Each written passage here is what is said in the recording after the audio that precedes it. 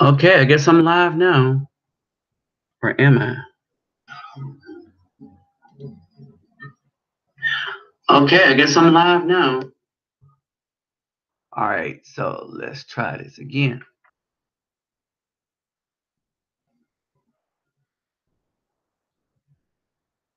All right, so let's try this again. All right, brothers. Let me put the notifications out before I get started real quick. Um, Kind of got a lot going on this.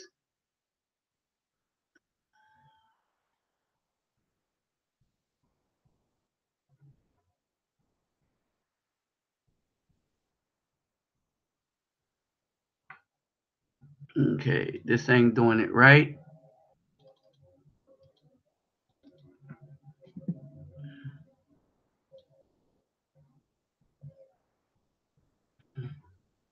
Let me see how to do this.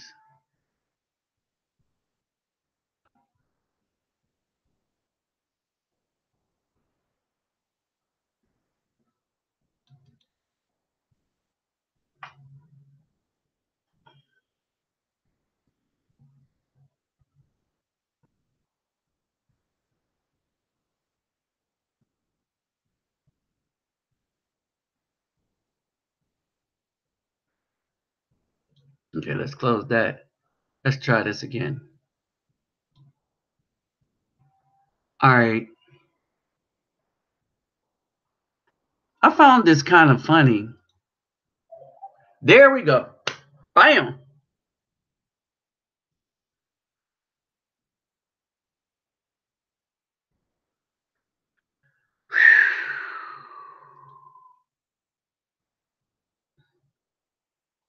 Boy, now we cooking with fire.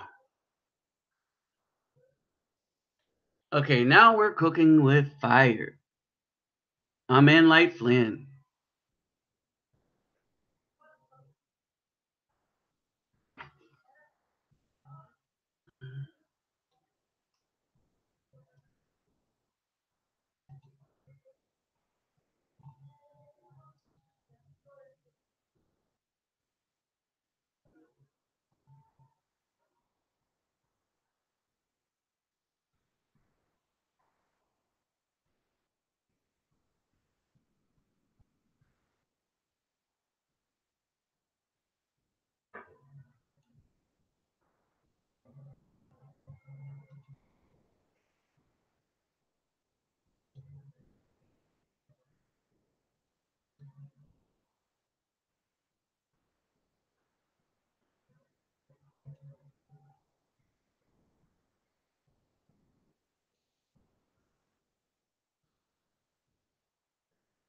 All right, hold on for a second. Getting her done, y'all. I'm getting her done.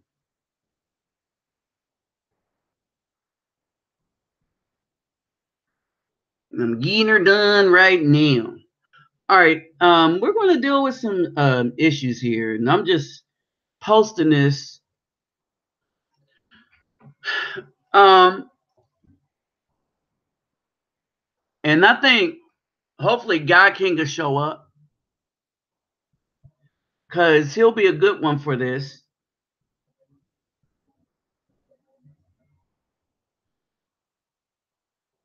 All right. Um,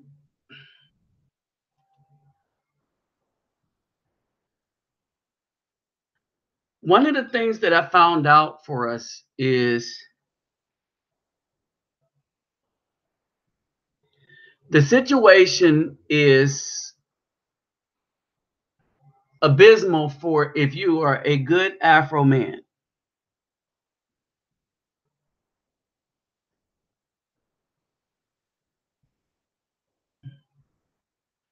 All right, if you are a good Afro man.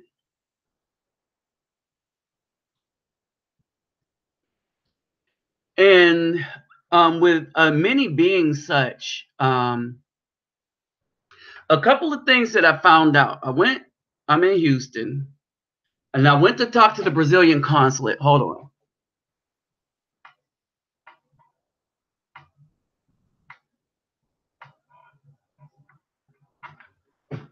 One moment.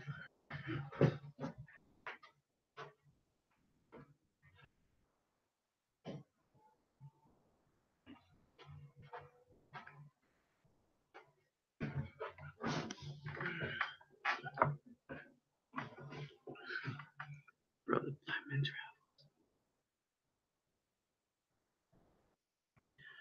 All right.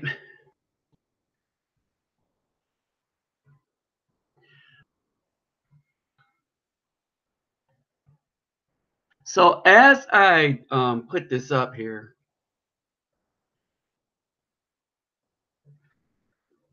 we got a couple sets of problems as Afro men in this country. And men, period, are going to have problems in this country because what's good for us has come along just a tad too late. And some of you may not see this.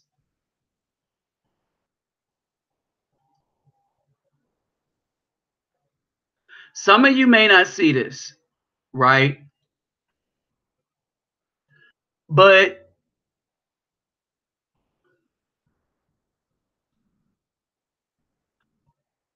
the Trump presidency has been good for working Afro men right now.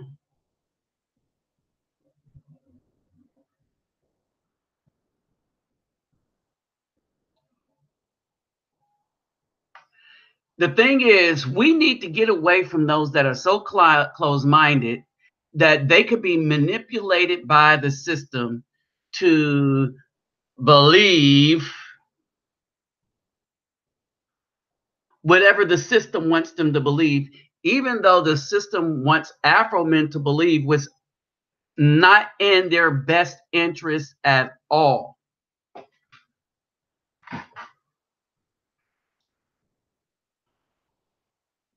I mean, at all.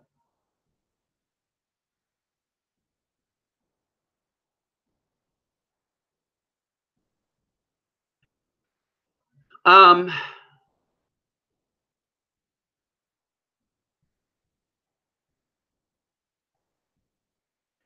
I'm going to say this. John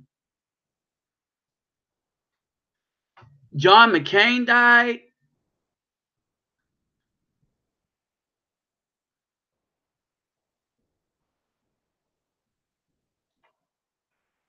and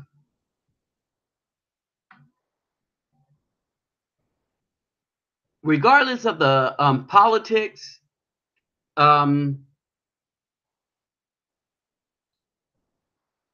I will say this. I don't agree with all of his politics. I agree with more of his politics than I would the Democrats, just being honest. All right.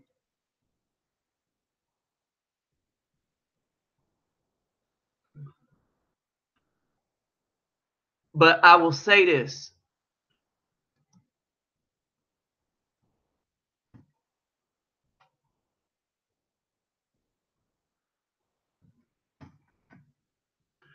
I will say this. Um,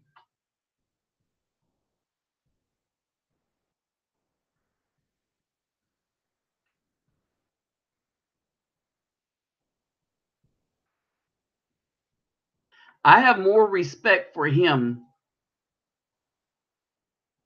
even though I think he's not really for me in one way,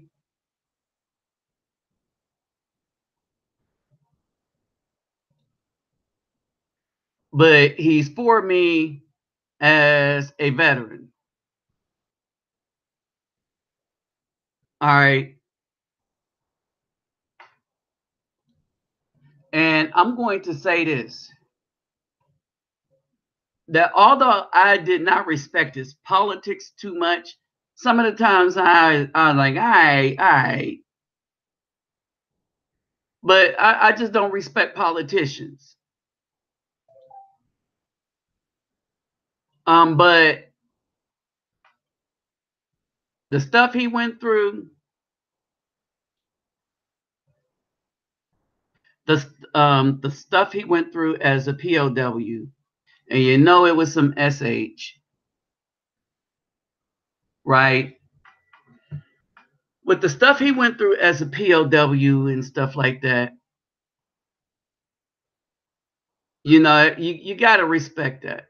You don't have to, but you know, he went through that kind of stuff and stayed a senator to the end. And I think like a lot of benefits that we get as veterans. Now, if you're a regular person, I can understand, but he's like one of those people that was fighting for veterans because dang, he was one, you know. So much props for that.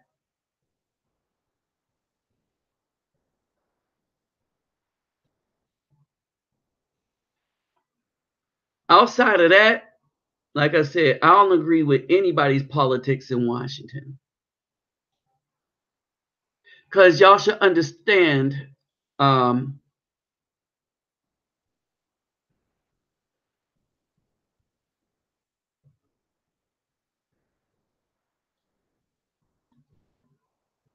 that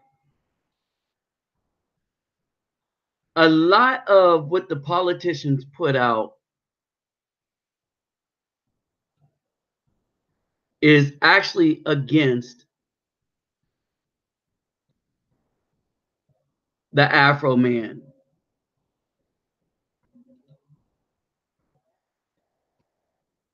The nature of politics is to get you to forget what really went down and take their story for what's going down.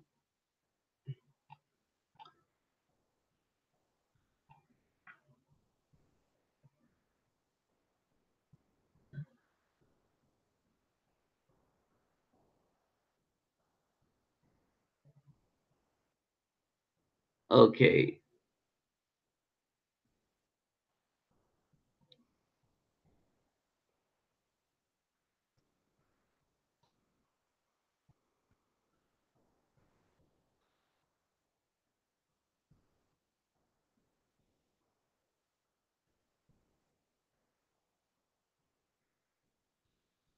Now, one of the brothers,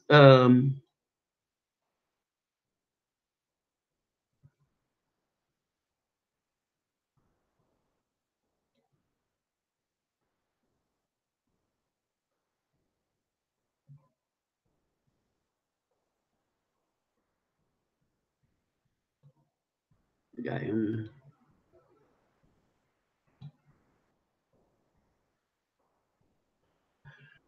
One of the brothers kept telling me that, there we go. That should be everything. All right.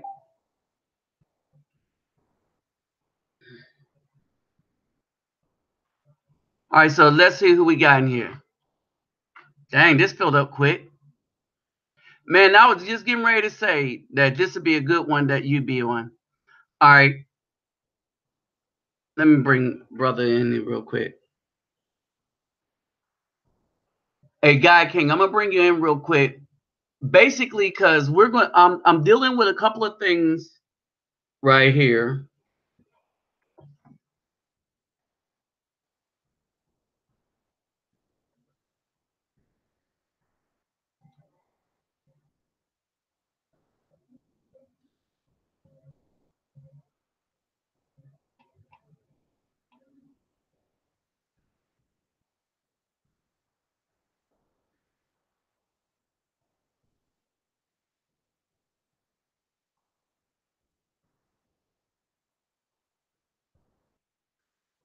All right, let me see who else I got up in here. What's up, young boy 24? Alex Stone. All right, Be the Great B, David Bowman, Backwoods Rider, Antonio Johnson, David Bowman, Elia, Youngboy 24. I got y'all. Okay. Hey, Gatkin, I'm gonna send you a link because we're going to talk about actually physically going places and part of what you need.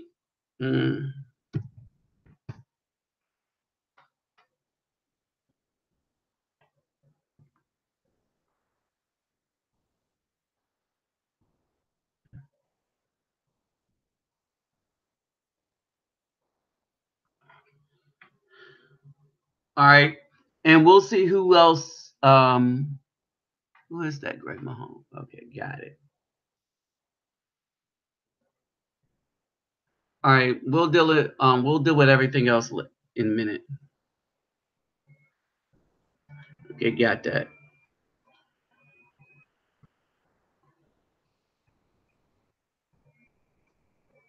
Okay, so here we go. Now let's just get this ball just rolling right here. All right. So basically,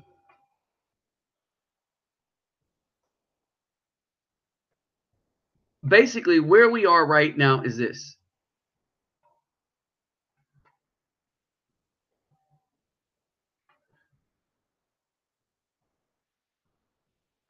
All right, where we are is this, right? One, I want to get real with y'all. I want to make sure y'all understand this, and I want to make sure it's plain to you. All right.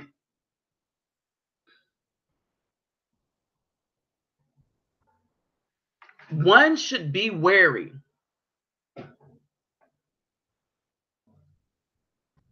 Okay, one should be wary.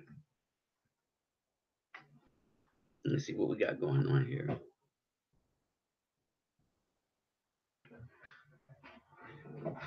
Hold on.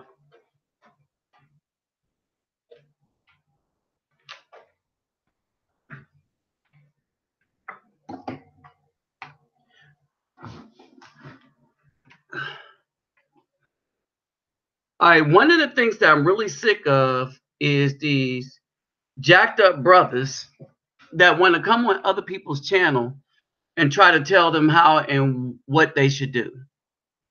Hey, what's up, Mr. Pirate Brain? Man, I need to get you in here too, if I can, real quick. All right, this is Mr. Pirate Brain is another well-traveled person, and see what we want to do here is talk about the really real. All right, and we're going to come. If Guy King could come on here, he could talk about the Dominican Republic. I could talk about Brazil and Europe. All right, and Mr. Pirate Brain, he could talk about the mid south of South America.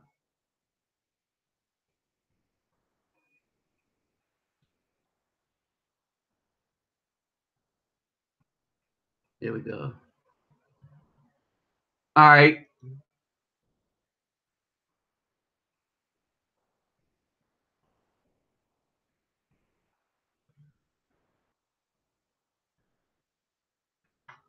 And basically, what we're talking about here is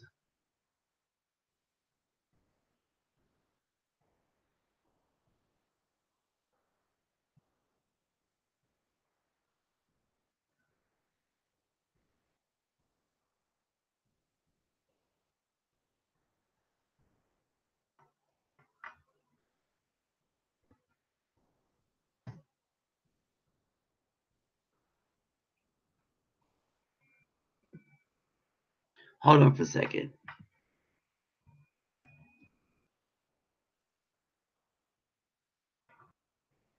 All right.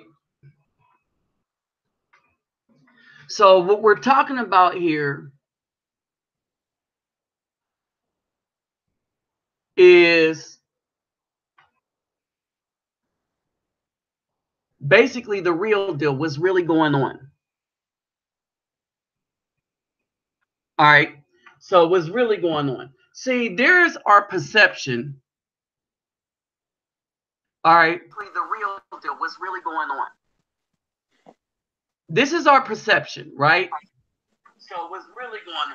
See, there's our perception.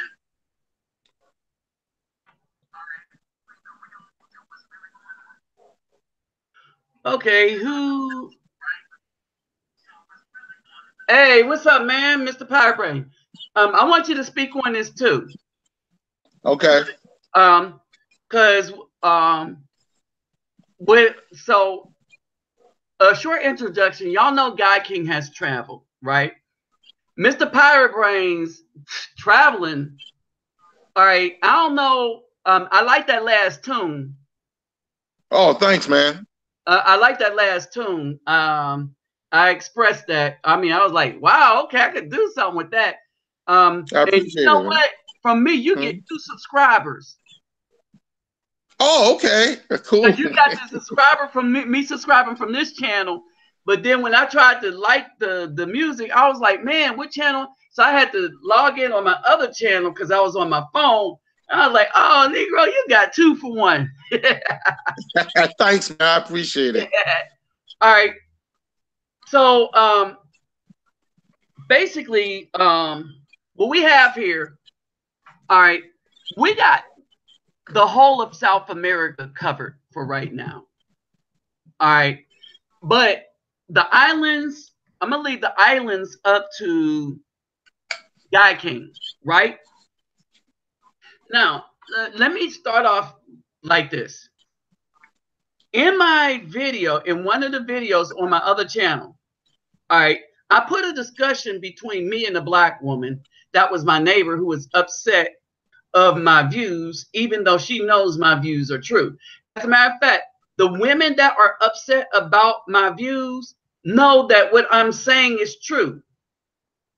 Not only are they probably living it, but they know that the neighbors for sure are living it. Because we know who the neighbors are. There's like 2 children that the community kind of watch out for because of their mom just have these little girls just out there just in the wind like that. You know, why the mom entertains those boyfriends. Yeah. You see what I mean?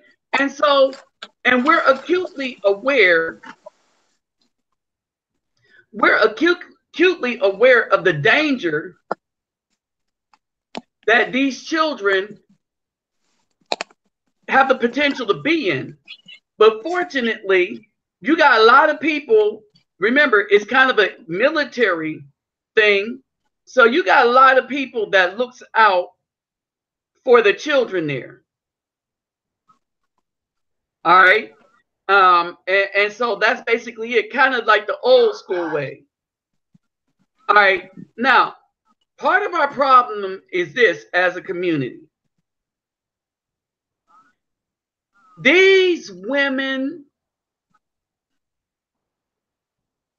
have been getting a pass by everybody because people are afraid, one, either to call them out,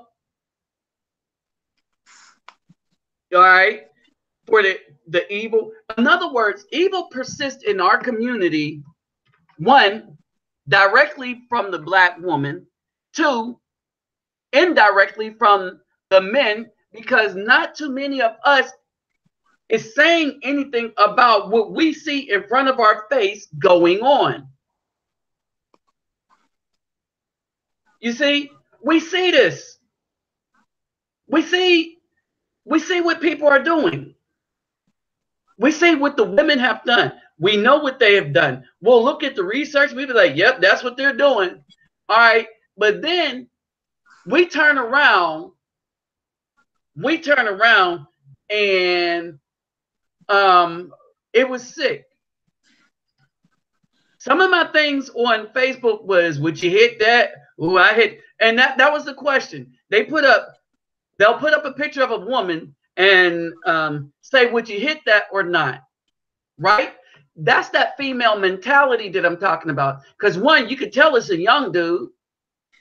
Two, you could tell by the conversation it's a young dude. Because his only concern is, would you hit that or not? And that's the conversation. They all bragging or talking about which woman they would hit or not. Think about that. That's juvenile. But it's the conversation of grown men on YouTube. I mean, on Facebook. Yeah. See what I'm saying? That's the conversation. Would you hit that? Right? And the other one, which looks better? This woman with makeup, this woman without makeup. All right. And here's the thing. If you're asking that question, then something is definitely wrong with your judgment of women. Well, you know, go ahead. One thing is a lot of these, I won't call them men. I'll say a lot of these guys that are doing that. That's why they find themselves in child support court, because they place too much value on that pleasure thing, and the women play on it. It's like now, you know, women, their aspiration is to become an Instagram model. That's their thing. You know, and you got all these women posing, looking at their butts. Why? Because the men are, you know, as they call it, thirsty for it. But I would turn that around. I would say it's not the men that are thirsty, it's the women that are thirsty for that attention. Right. It's because they're not getting that attention from the men that they wish to get it from, i.e. the one with money. Exactly. The ones with a status, right? Like I just did a Facebook Live, and I told people I was going to be on here and to discuss some things. But before, I wanted to lay the groundwork. So every once in a while, me and Guy King, we have this little battle over what men know, don't know, this, that, and the other, right? And I had to give him credit on something, especially when I went to Facebook, because I've seen the sickness of these little, I don't know what to call them, that these women raised. And you can't really call them men. No. I mean, I don't know where you go with this. I was like, real men would not conduct themselves in such a way that they would thirst after a woman because of a booty, right? So during my live thing, I was in a discussion, and the whole AIDS myth. Oh, them women in Brazil got AIDS. That's where the AIDS are. And the people that were saying it was the women that's never been to Brazil. Hey, what's up, Rowdy Benoit? Benoit. All right. And so, and here's the thing, and there is a problem with what they didn't know, what these women also didn't know, is I had a discussion with another NGO who was there in Brazil specifically because of that. And they had the numbers, right? I wish I could have had my phone with me. First time I went to the restaurant without my phone. But anyway, and so basically what's happening in Brazil is the transgender community is the ones that are suffering from the most from this, the AIDS, right? Now, when you look at what consists of the transgender community is basically a community of boys that grew up in a system where they were open prey to any traveler to Brazil, especially since where they lived, it was a struggle anyway, right? All right. And so they were used to make whatever kind of money, right? And so, and then you have this generations later where you have a whole population of it. Now, this was the interesting thing. The guy was mixed, but on the side, more on the side of Caucasian. And I'm saying that's the look, right? He was like Mimi. You know, he had some Africa, you know, the Brazil look, but you have the Brazil look that leans more African, Brazil look that leans more Portuguese. All right, and so Mm-hmm. this is what you have, right? And so basically, what he said is the people that are coming down with HIV in Brazil look like him. I was like, Wow. interesting. Now, this is what this told me straight off the bat. That when he said it looked like him, straight off the bat, I knew that it's the guys that had the Caucasian father, the European fathers. Mm. All right.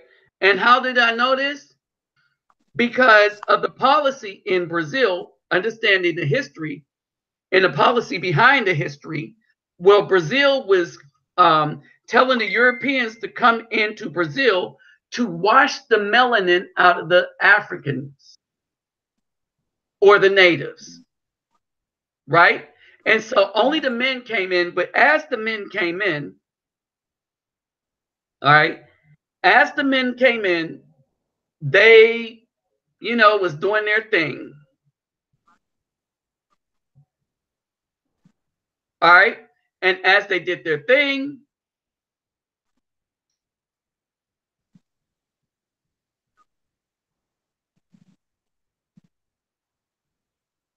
You there? okay, I'm here. I was just checking something.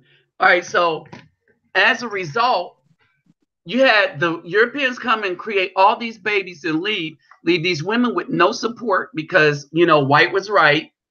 All right. And now you have a society filled with gangs. You have, I mean, you have it all there.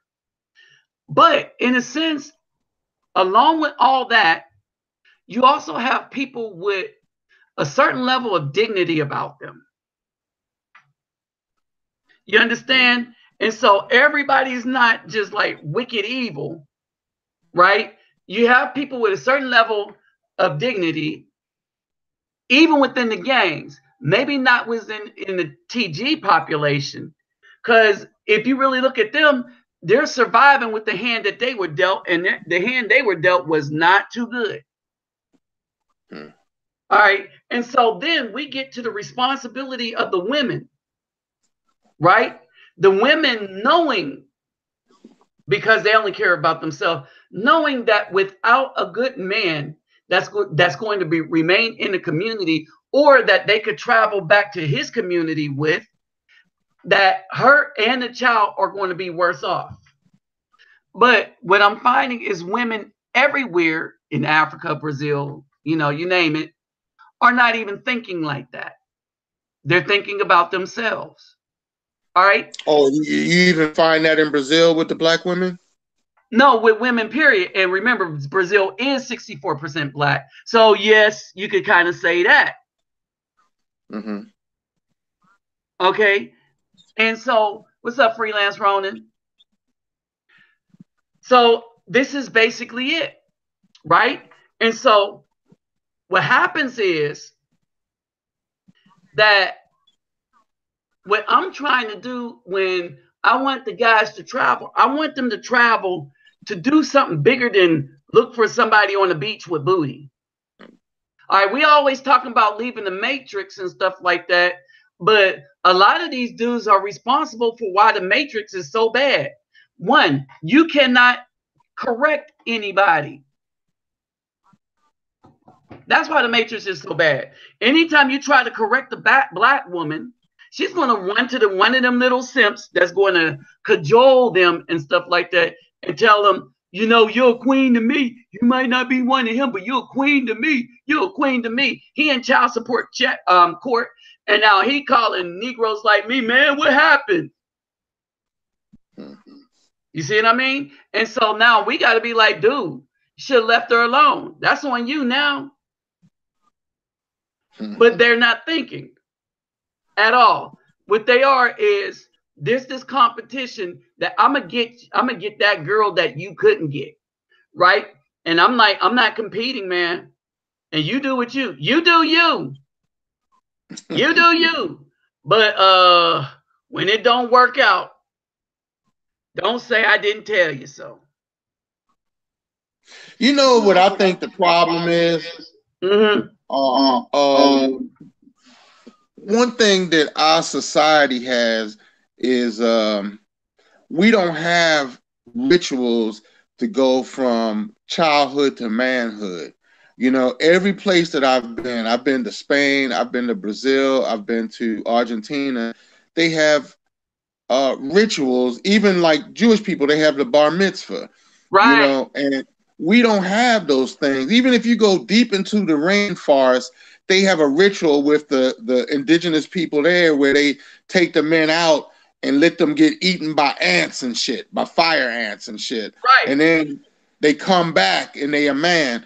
Well, the thing of it is we don't have this. So you see young men at 26, 27 talking about, well, man, I'm still young. It's like, man, you middle aged, man. If it wasn't for the fact of modern medicine, you know, when I was married when I was 23. I moved out the house when I was 18. I'm not saying that in this society, in today's climate, you necessarily need to move out at 18, but you don't need to be walking around like you a child. And that's what these Exactly. guys are doing. They don't understand that the woman's body is not a toy. It is it is something to be revered. And I'm not saying to be put up on a pedestal No, no, but it to treat her is. like a queen, but it is a tool for procreation, and you enjoy It that is. while you're at it. It well, here's the thing.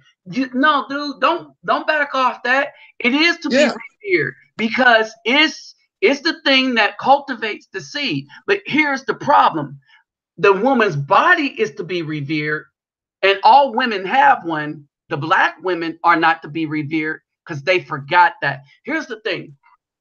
I was telling somebody this, that the woman is just as important as the man and always has been in Afro culture, only if the woman stay in the role of the woman. All right. A woman is no longer important in a community or society once she leaves her role as a woman. Because if she tries to be a man, she can't be a man, more man than a man. You see what I'm saying? So right. when she tries to be a man, then she's no longer important as a woman, and she's not just as important as a man. As a matter of fact, she ain't even close to being as important as a man being a fake man. It's like the Well, this is where I think the problem is because let's take that line of thought for example. Um, in my view, this is just my view. A woman is basically an empty vessel. yes, Without a man, she really doesn't exist. But what we've done is we've superimposed something on her that she doesn't have, and she runs with it, but she's running in the wrong direction. And we as men are supporting that thing. I mean, whenever you go on Instagram and you watching them women do this stuff, you're basically reconfirming this false idea that she has. Whereas if right. you stop watching, and when I say you, I'm talking Well, we know. as a No, you people. say you Yeah, because we yeah, all part of the group. yeah. When you stop watching these Instagram models, these I call them Instagram hoes. When you stop watching them, they Mhm. cease to exist and they fall apart. In Right. fact, there have been several Instagram models that have committed suicide in the last month. It's been on the news in the last month because they aren't getting the likes that they want. Now, who does that except for a person that's empty inside? Right. Hold on, but here's the thing. You walked into something really, really, really important. So, with the insta thoughts, with um, so in during my Facebook thing live, we were going to a store to pick up equipment to make T-shirts. Okay, so here's the thing, right? One of the things that happened was this. Um, when we were discussing this, right, with one of the females, that's a woman now, right? Now they know me well, and I start breaking some stuff down because everybody's at a place where now they're listening to me, right? And I explained that. I said the woman had gotten 4 punishments. All right. And I told them that. I said the women got 4 punishment. They were reminded that they belong to their husband, and he rules over them. So they shouldn't have been with Azazel to begin with. 2, their conception was going to be longer because when they was with the wicked ones, they were just um, cranking out children, right? Because that's how it was back then. You could crank out children, keep cranking them out. Now, here's the other one. All right.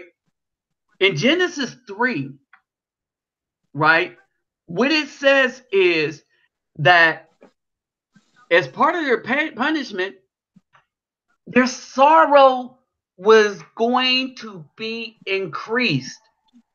And that's what you're talking about. Without the man that to rule over them, their sorrows increase.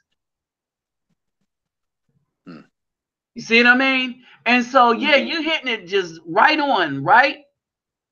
Their sorrows increase.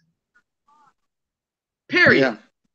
Their sorrows increase. That's why they're always sorry. They need dudes to what do you call it?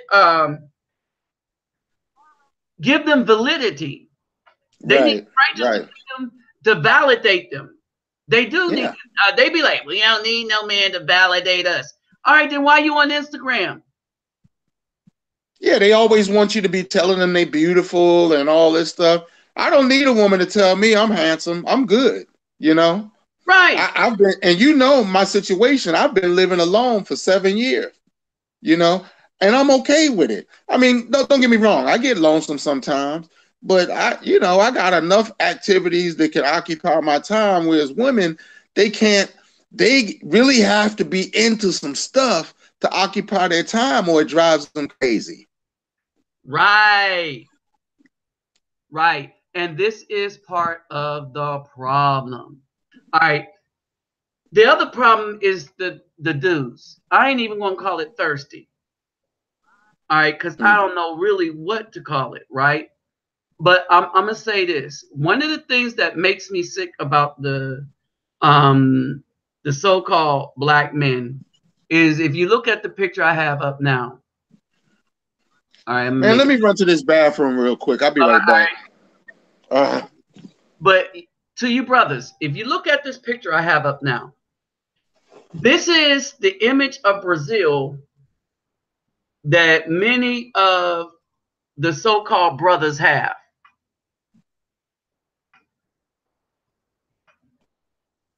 Okay. Yeah, we're going to call it thirst, right? So they look at these bathing suits, right? They look at the carnival, right? Here's the thing, especially during carnival.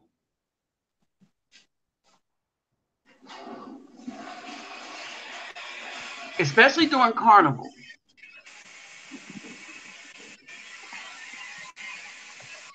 Hold on, we got a troll in here.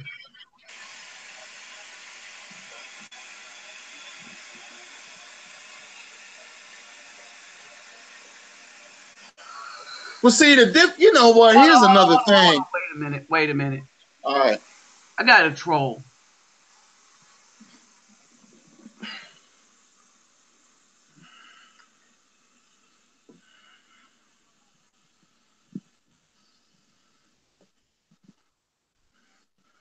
Okay. They're like they ain't never heard nobody say they gotta take a leak. Lord have mercy. No, that's a troll. I'm reading the channel of him. Already blocked him, and I'm just deleting his stuff. I'm gonna just report him. Yeah, if you're in the middle of the conversation, you excuse yourself. You don't just walk away. Right. But you know what? What you were saying about the women in these suits and stuff in carnival. See, that's also an American thing. We are so puritanous and repressed sexually that we look at this and we like, oh man, whereas down in Brazil, I mean, it's been like that forever, man. I mean, that's just how they do. In fact, and they stopped wearing a lot of scantily clad stuff because the white man came down there and couldn't control himself and was raping their women because they wasn't wearing tops. They was dressing just like they dressed in Africa. Hold on, wait. Exactly. Like the women, um, like the women in Swaziland, right? They don't Right. wear tops, right? But the problem had always been that when the Caucasian men went anywhere and saw us as an indigenous people do anything, oh, it was hell and it was over, right? Yeah. They raping everybody and stuff like that. And this is what I keep saying. And then so they get to the black woman to have her raise the son in the image of the white man. And so now you got these black dudes over there just looking at anything with a booty, and then they go trying to tap that. Now, here's the thing. Let me repeat that. These dudes are looking at anything with a booty and trying to go and tap that. Now, the problem is during Carnival, okay, I'm gonna need all this help. All right, during Carnival, where's the white? Is he in there too? All right, during Carnival, what we have is you have stuff that I'm just used to, right? Whether they're new, not new, whatever. It don't bother me. Remember, I was in the military in Germany where they just take their tops off and go out on the beach. Mm-hmm. All right. And it wasn't even shock value to me, but for some of the soldiers, when they first saw it, it was like then you get used to it after what a week. And then dudes it's like nothing, right? But what we have here is you had semi-disciplined dudes that just been baked through basic training with a code of conduct that they must maintain. That was looking at these women in Germany. What we got here is no trained, thirsty dudes that is going to another country to fight some more dudes from the country you just left. Talking about we leaving the Matrix, right? Mm-hmm. And I was like, this is ridiculous, right? It doesn't make any kind of sense. All right. The other thing is, then you got dudes that's trying to go down and compete with other dudes. All right. That don't make sense. All right. And this is why I don't do groups. I don't like to do large groups. Now, I'll take a couple of my friends down, like they roll down with me. I'll show you how to get down there. And I call them friends because they want to know the ropes, want to learn how to get around.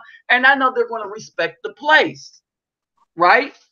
And that's basically it. With them other dudes that we're talking about, I'm going to say this. One of the problems that me and Charles Tyler talked about that was kind of grieving him, especially before he died, was this. He was so worried and concerned about the people that was traveling to Brazil with him. All right. He was really, really concerned. Right. He said, man, I can't take these people everywhere I want to go. And you can't. You simply cannot do that. You cannot take them everywhere you want to go. Because they're going to wind up, and there are some people that have died.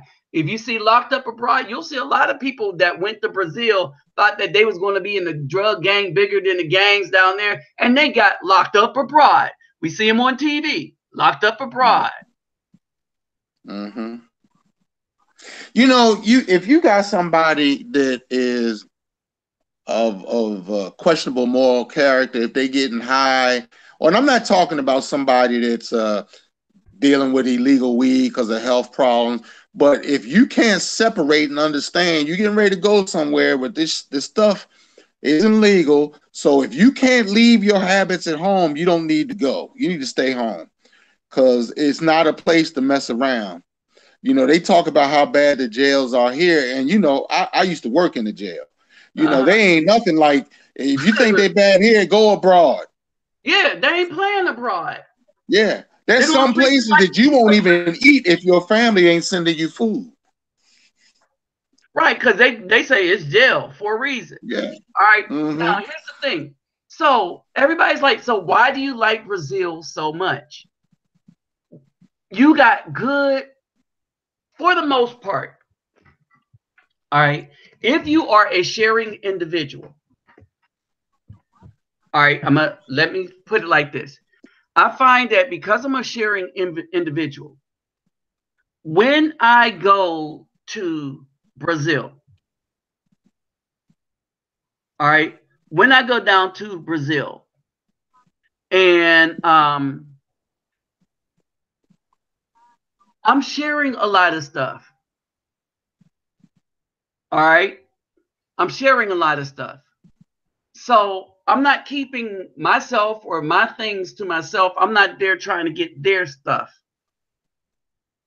All right, if you understand. Mm-hmm. All right, Raleigh Benoit says he he's been in Brazil the last 6 weeks. He went to Bahia,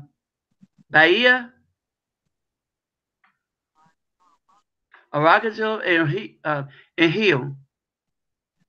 Living in Botafogo, Copacabana. That's where I was. I was in Copacabana. Well, see, Botafogo, Copacabana, Flamengo, they're kind of procs to each other, right? But Mm-hmm. Botafogo, um, when you get, they're like around the downtown area, okay? And some favelas you can go into, and some you can't. You cannot walk into Villa Kennedy. You cannot walk into Villa Alianza. All right. But you got favelas close to downtown you could walk into because they tamed them so that you could walk into and see what the favela, you know, kind of is like. But it's not the real favela. Like it's the tamed favela where the military and police went in and pacified the area. All right. Mm-hmm. So no problem. But here's the thing.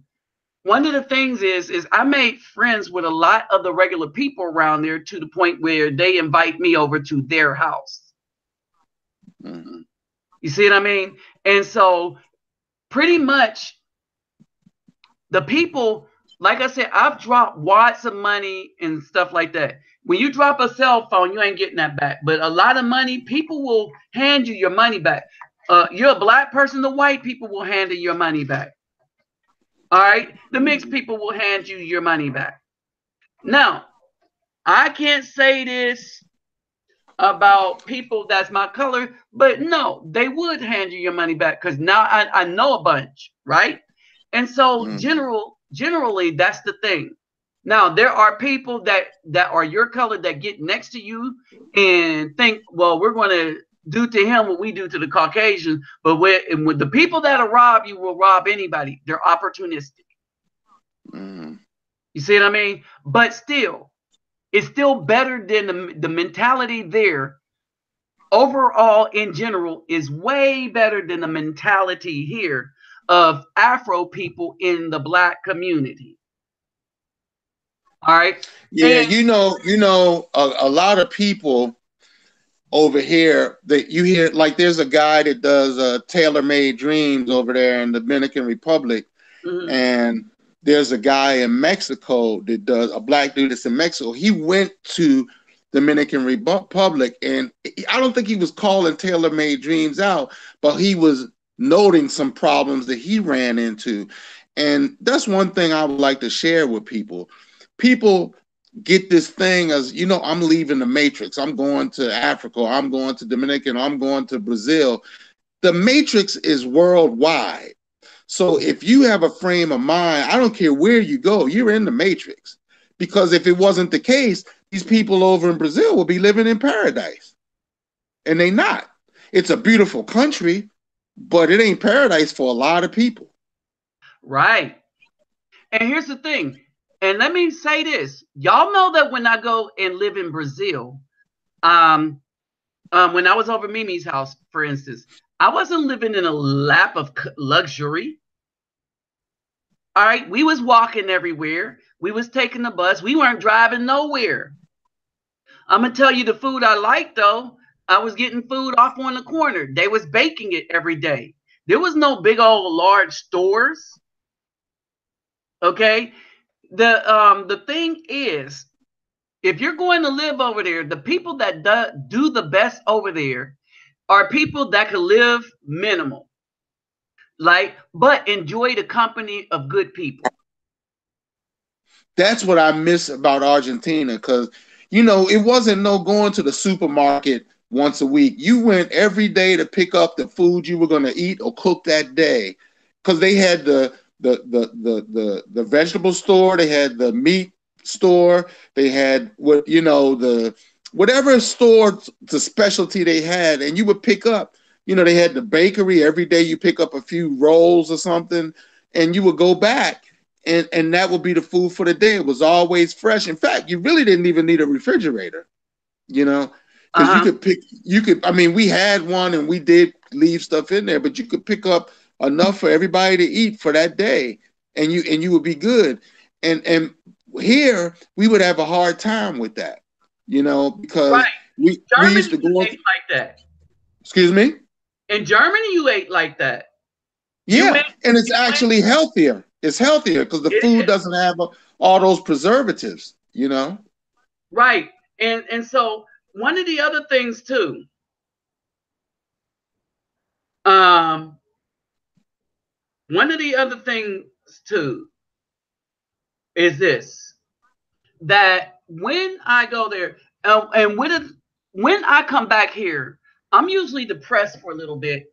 Why? I come back here to 3 cars, an apartment, and stuff like that. But I'm depressed because it's like I leave all my friends, all the people that I've gotten close to there because it's so easy. All right. Roddy Benoit says this. Nabi, do you agree?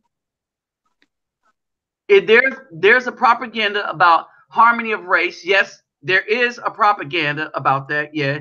They said it's a class thing. No, it's definitely a race thing. And he agrees with your thing about the matrix is everywhere. And this is something that I've come to know. And this is why I point out the nature of the people and not the quality of the life, right? Remember, these are still European run governments, right? Yes. Yeah. And so, as much as I love Matrix, those movies are demonic, and the directors are sick individuals. Okay. Imagine Brazil is about 63, maybe let's call it 60% black. You'd be hard pressed to find one black person on television or in the movies in Brazil. Right, exactly. Hold on. Hard pressed. I haven't seen one yet. All right. So some of the times I watch the Brazilian news and stuff, the only time I see a black person is during a soccer game. That's it. That's it. Right. And they had one woman that was dark skinned that won the I think Miss. Mobilizer. Yeah, yeah, and they took her out. Oh yeah. Well, the thing is, she pissed on the fans, and part of the problem that she had is she had a white boyfriend, right? And she was coming from a family. The video, the information that I put about bleeding out the race, it's about her story and her mom and how she was trying to get rid of the black that was in her family. How she was But taught that was kind of after she was taken off the throne, though.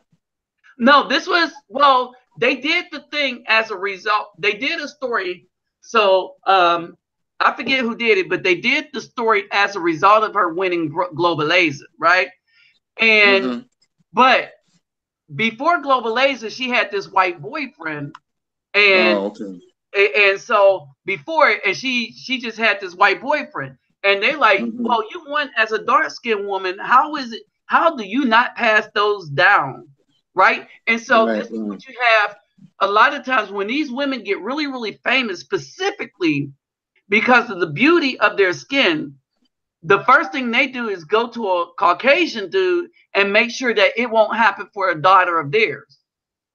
well, that happens here. Look, little black man mess with a white woman, and all the black women will crucify him. But little black woman like Serena Williams or Janet Jackson, let them get with a white guy, and they're like, oh, you go get yours, girl.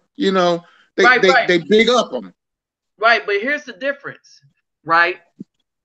That when they do that, all right, they directly spit in the face of their father, right? Right. Because a lot of these, the reason why they're famous enough to get the white guy is because their father worked to get them there and took all the hell that they had to give him from the media and everything else. Remember when the Serena and Venus's father was bringing them up, he took all the hell. Oh, you're not letting Yep. them play enough tennis matches. Oh, you just watching over them too hard. And then they got inside them girls' head.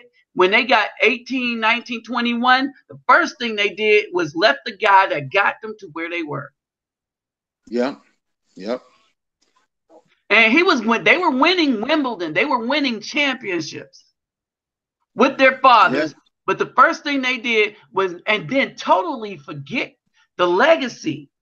Totally. And the thing about it is, you look at Serena. And I don't have nothing wrong with her marrying a white guy, but the guy that owns Reddit, come on. I mean, that's the most racist platform there is, you know. But yet, if and see, here's the difference: when black men mess with people outside our race, we just do it. It's done. We with the woman we want to be with. We ride off into the sunset. Man, they have to, when they do it, they have to go ahead and announce and say, all of y'all need to get white men too. It's like they hate us so much And this that is what you hit the nail on the head. That's what I said. I said I said that word, those two words right there. I'm not going to say it because I'll get flagged for it saying the yeah. H word. You won't. But yeah, seriously, these women, it is this bad. It is this bad where I say that these women actually H8 us, right? Mm. And there is and that's the big difference right there. The difference between other countries in the United States is not that life is going to be, you're going to have a Maserati or something like that, right? No, the difference is that when you go there, you will be able to have female companionship, and we're going to have brother companionship because brothers are the ish Mm-hmm. everywhere as far as how people look at us.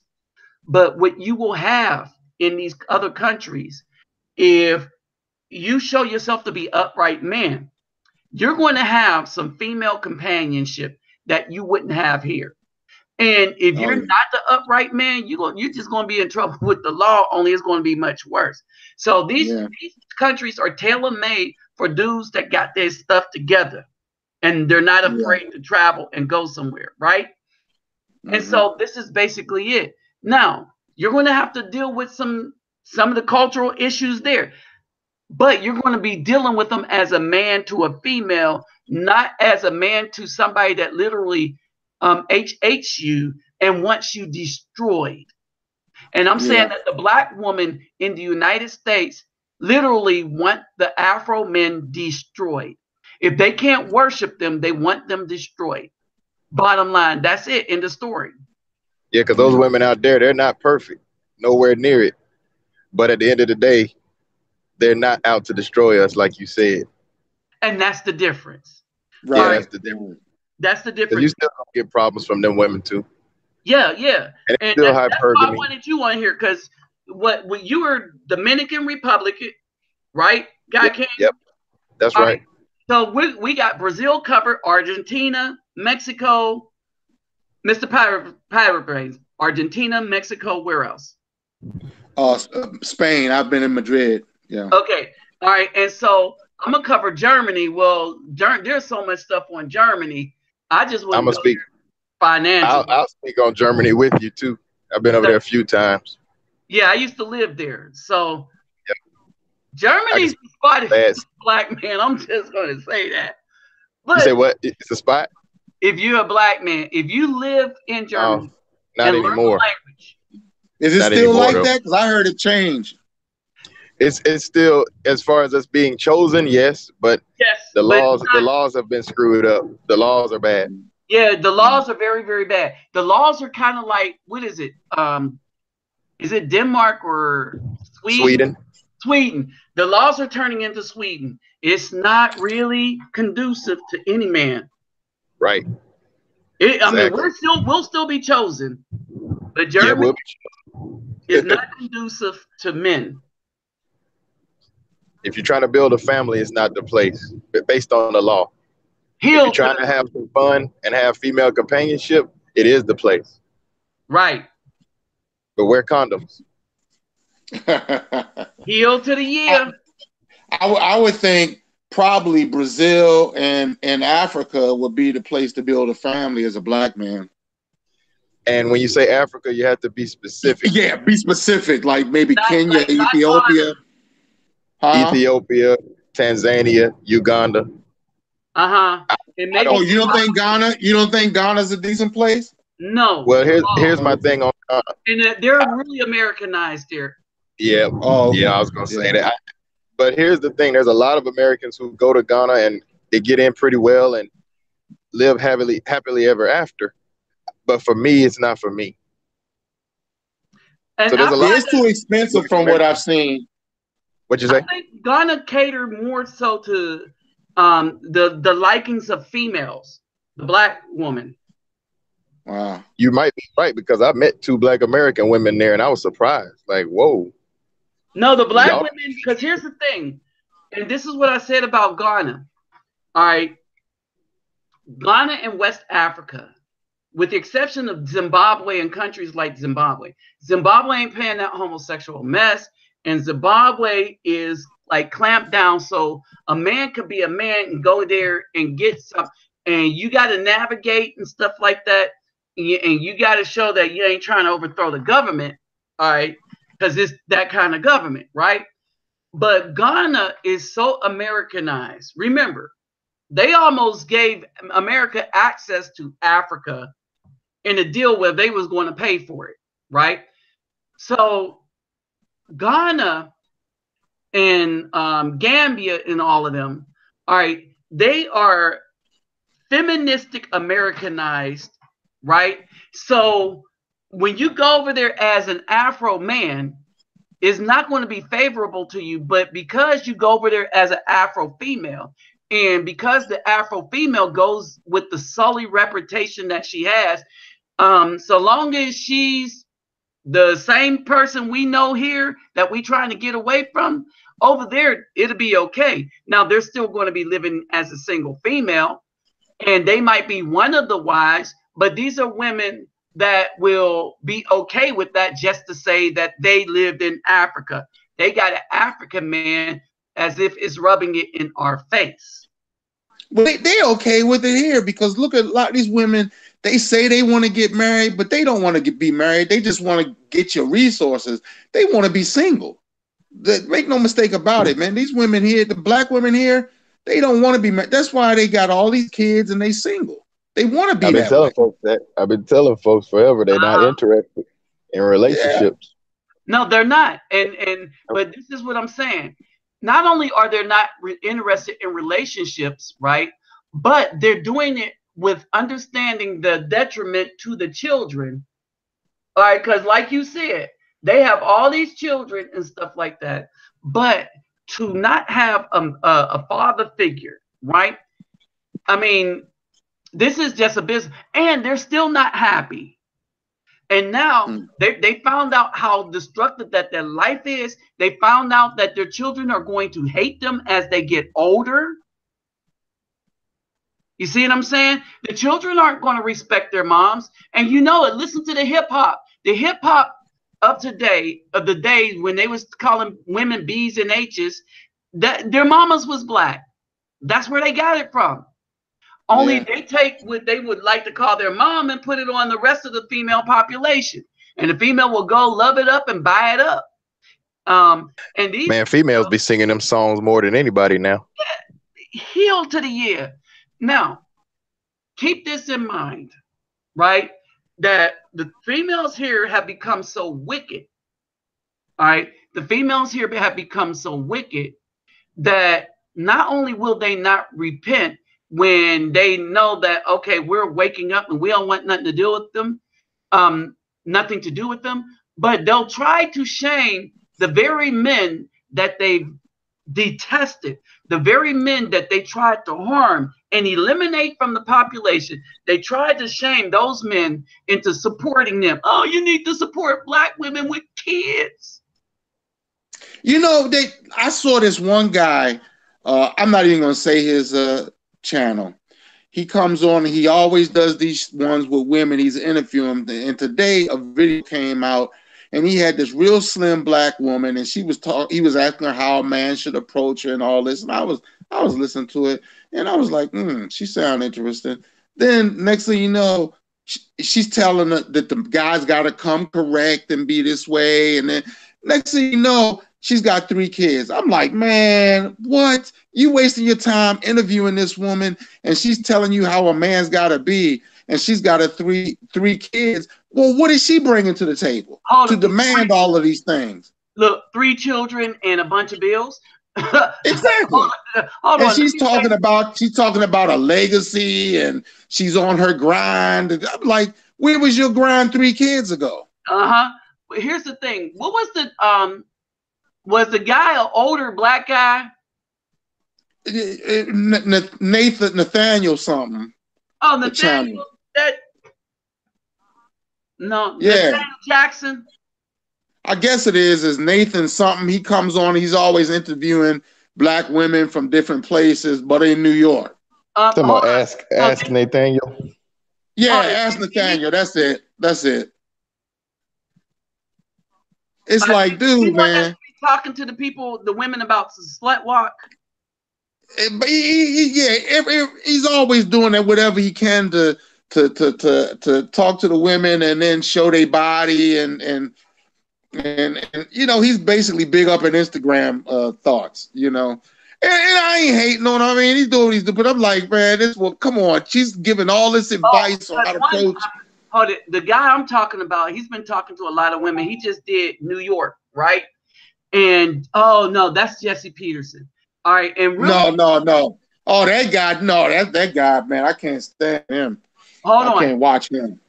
You can't watch him, but he's making a point. And these women, they're going that he lets them talk. And by the time they're done talking in the interview, and they think that they came out looking like cool because they talked about how they gave Flav fellatio and how you talking about Jesse Lee Peterson, the guy who he did an interview with Tariq Nasheed? Yeah. Okay, right. Yeah, I know what you're talking about. Yeah. All right, now, so what he's doing is this, and even at the beginning of his video when it comes on, you see his intentions. His intention is to show you how bad and wicked these women really are. And when his stuff come on, he's pointing out that that's exactly what he's going to show you, right? Only these women are so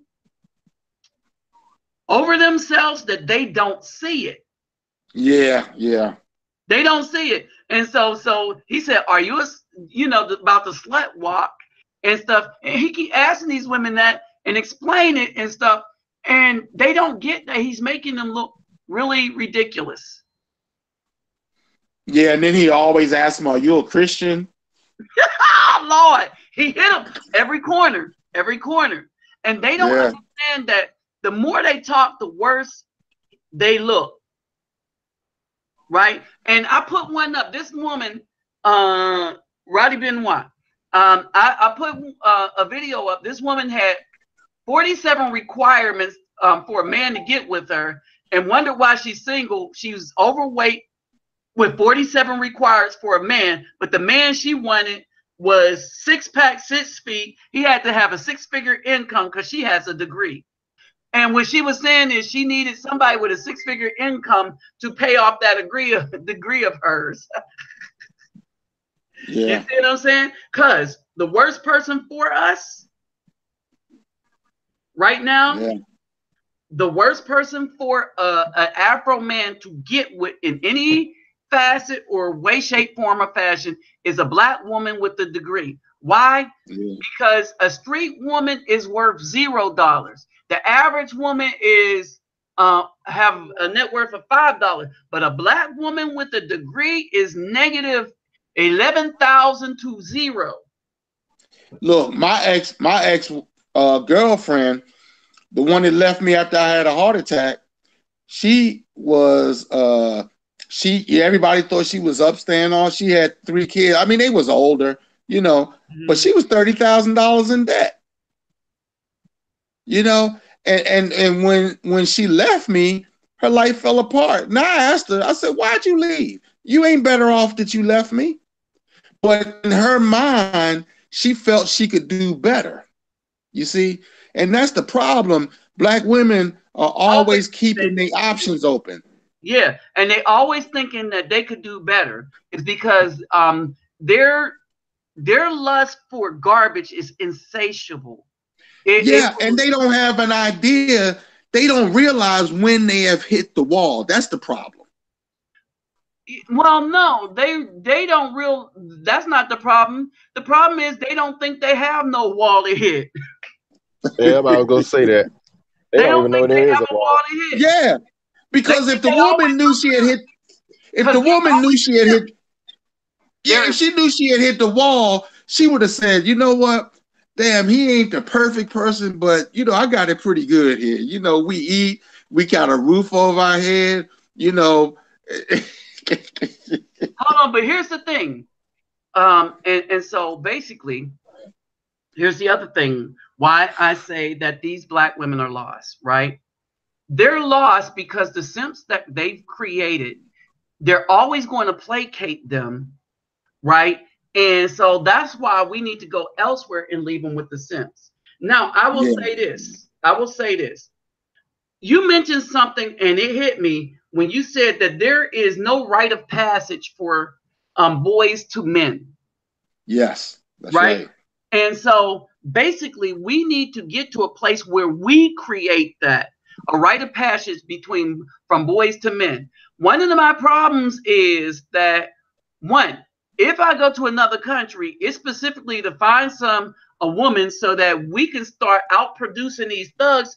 Well, at least over there, just produce a community where we can create children and create that rite of passage. Start a new culture because the culture is developed by the man anyway. All right, and Right. keep lines open to other brothers, right? Mm-hmm. And we need to one separate the brothers from the simps. Like I got a couple people that want to roll with me. All right, and I've been trying to figure out how do I navigate the people that want to travel, that want to hang with me in Brazil.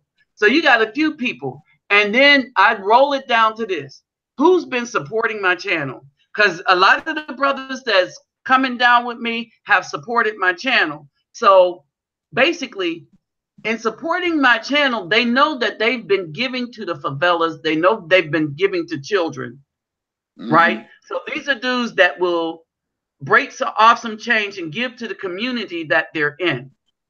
Have you done any more videos so I could post them on my page? By the way, because that video I posted, a lot of people checked it out. When you did the one about the problems that were going on. Oh yeah, I have Yeah. a bunch of them. I have a bunch of them. I got some of the new school and how things are going and stuff. And so they're building onto it little by little and stuff. And And so the NGO still is kind of in the red, but and so yeah, I'll send you some of those. I'll make some and send you some of those. All right. Okay. Now, I think guys are going to Africa, like the brother brought up a few minutes ago. Mm-hmm. Cheaper What were you land. thinking? Tanzania, Zanzibar, Ethiopia, Oh. Uganda, yeah, those are Burundi. the spots. Ethiopia People is the say first Kenya. one I I want don't to say visit. I want to visit Ethiopia first. Ethiopia is good. It's good. Yeah. But What about Kenya? make sure you go to the towns that's not in the capital. Don't go to don't stay in the capital. I wouldn't suggest it. Go to those Okay. other outliers.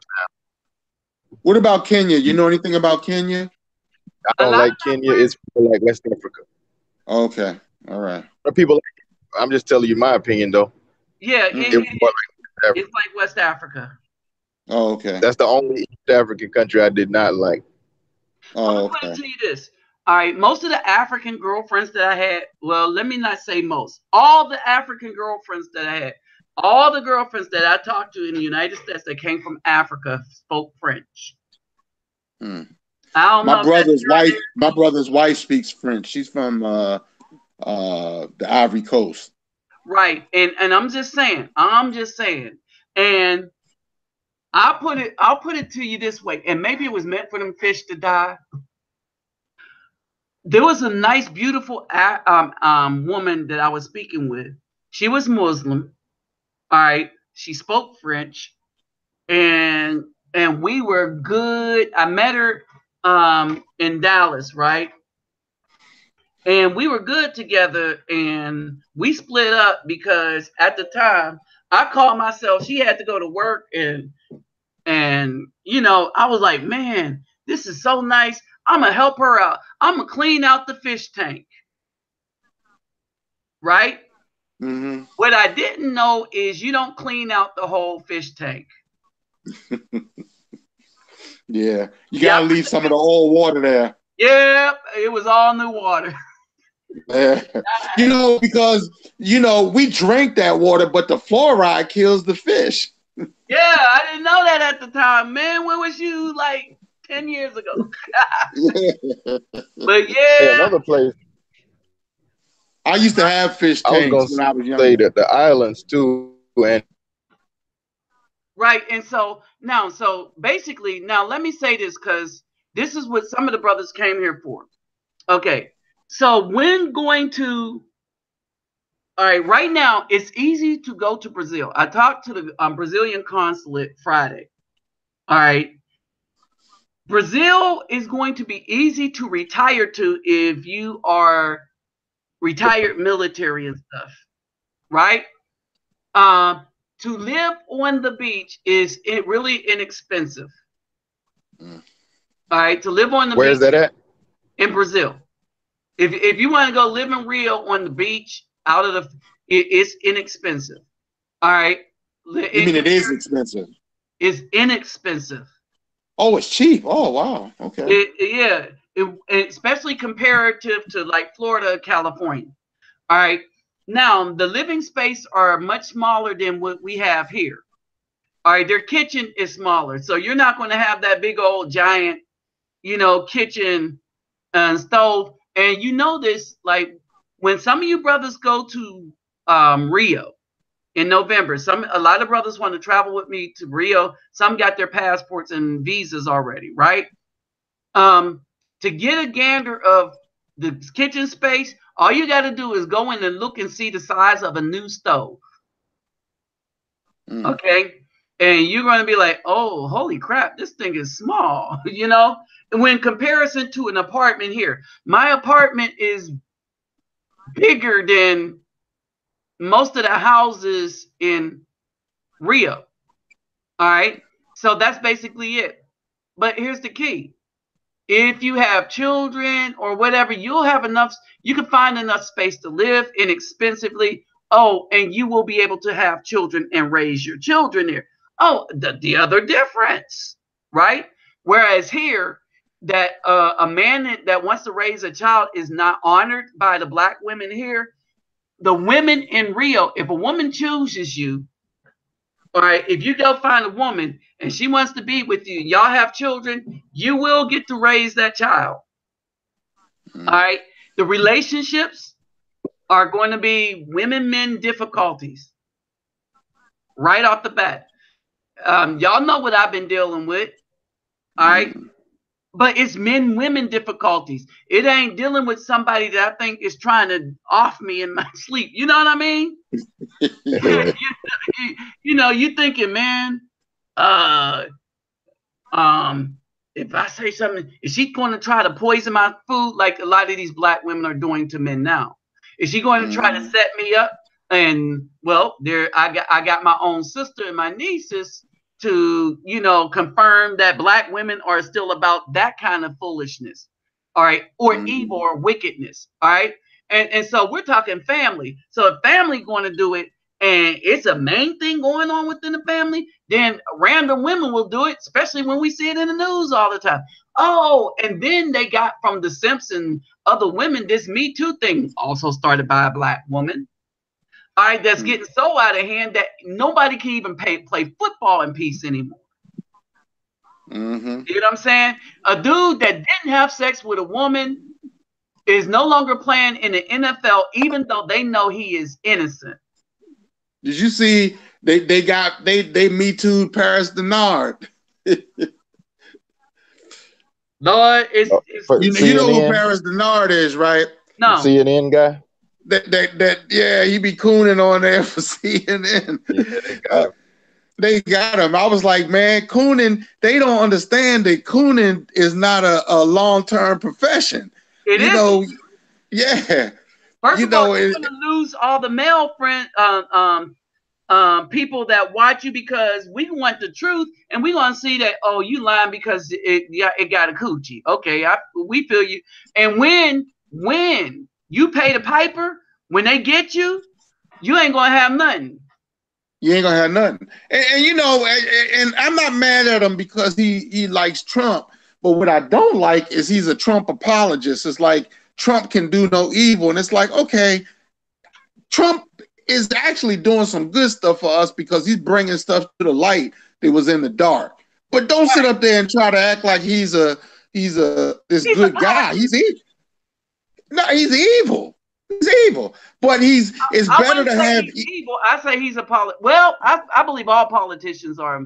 Yeah, but to see the difference between him and Obama is Obama was a slickster.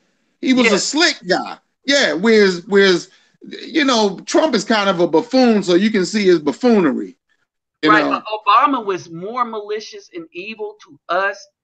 Obama has got to be the most malicious and evil president, especially to Afro people that we've ever had. Even to the continent his dad is from. Yes, he's from Kenya, and look at how did you see how the Chinese people dumped tons of sugar in Kenya that was tainted with mercury and copper, and it couldn't have been an accident because mercury is more expensive than the sugar. Yeah, they're gonna get they're gonna get the black Africans out of Africa soon. I already know they're gonna do it. They're gonna turn half of them into Negroes like they did us in the '60s and in the '80s, and then they're gonna get rid of the rest of them. You don't think black people are gonna wake up with the Most High now? You don't? I don't think so. No. What do you think? I think the ones who are gonna wake up, I think we already awake, and it's very, very few of us. And most of us who are going to wake up are coming out of the West. Right. That's my opinion. And that's the thing. Here's the thing. And this is the thing that I kept saying. And I want y'all to understand this. Those that are watching me here on this channel. One, I did not invite any women. All right. When I sent out all my invites. Although some show up, Mimi will be on here. I know I haven't seen her yet, but outside of that, right? I don't invite women. I don't invite Mimi or nothing, right? Because when I want the discussion, this is a discussion and arguments for men to have, not simps, all right, not manginas, not trolls. This is a discussion for men. All right. So I got some help monitoring, right? And so we get rid of trolls. Now, this is why I say this. As we wake up and travel, it's up to us in the Americas, the brothers that's waking up. We're the ones that's going to save the islands, South America, and Africa, because people still don't know what hit them. But one of the things that I started to understand, whether y'all believe this or not, but I have a strong belief in the Most High in a way that many of y'all won't understand. It's why I understand some things before they happen and call them out, even though after I call it out, I believe I'm wrong until it comes to pass. Right? So when I didn't predict Trump was going to win. When Trump had his first debate and said some remark to Jeb Bush, I said, dang, he's going to be president. And then I said it, made a video, and everybody was clowning me. They clowned me so bad that I was like, man, well, I could be wrong. But what I said and how I said he was going to win is exactly how he was going to win. And I got notified. I got notoriety because I put it in the video. And so I put it on record that he was going to win, and he was going to win by a landslide in the electoral college. I didn't understand what I was saying at the time until like a year after he won. And then I wondered, well, he won by a landslide in electoral college. Why didn't I pick both? Because you always, if you win by that much in an electoral college, you usually win a popular vote too, right? But he did not. You see what I'm saying? And I was like, so why was I so specific? Why did I know that so specific? So I attribute that to a relation of something bigger than myself, as well as a lot of things, right? So where do I go with this? The other thing that I saw, that if there was going to be any kind of salvation for people of that was melanated, and meaning that our minds were going to be saved yet first, it was going to come from us. And then I started to notice that when I do my Facebook and everything, I got a lot of people from Africa that comes in here, listen to what I say. You understand? Yeah. Right now, I have a lot of people in Brazil listening to me. I'm thinking they don't understand the English. Yeah, we got to connect with the island people too. Let me say this real quick. Me and Mimi has never not been cool. The problem was relationship-wise, we had issues that if she overcame those issues, we're good. Right? She has to come to me, not me to her. All right. And that was the thing. All right. So she'll overcome them in time. So that's young boy 24. Well, and that's the question, because one has to do with that Pentecostal religion. And remember, my license was in that organization, so I know. Yeah. I know what it is. Right? She'll overcome it when she get close to that wall. When she get close to hitting that wall, she'll all of a sudden overcome all that stuff. Watch. If you still dealing with her that long. But I don't think it has. No, it's not nothing about hitting the wall. See, so I know her well. That's what she know, and she's not. Yeah, that's what I was gonna say. A religion is a strong thing because she's been indoctrinated in that since she was a child. In some sort of fashion, right? And so she does not disrespect me in other ways except for that religion thing, right? And the disrespect is not blatant, like in your face disrespect. Like I'd be like, don't pray over me, and then as soon as I close my eyes at night, she rubbing my head trying to pray. All right.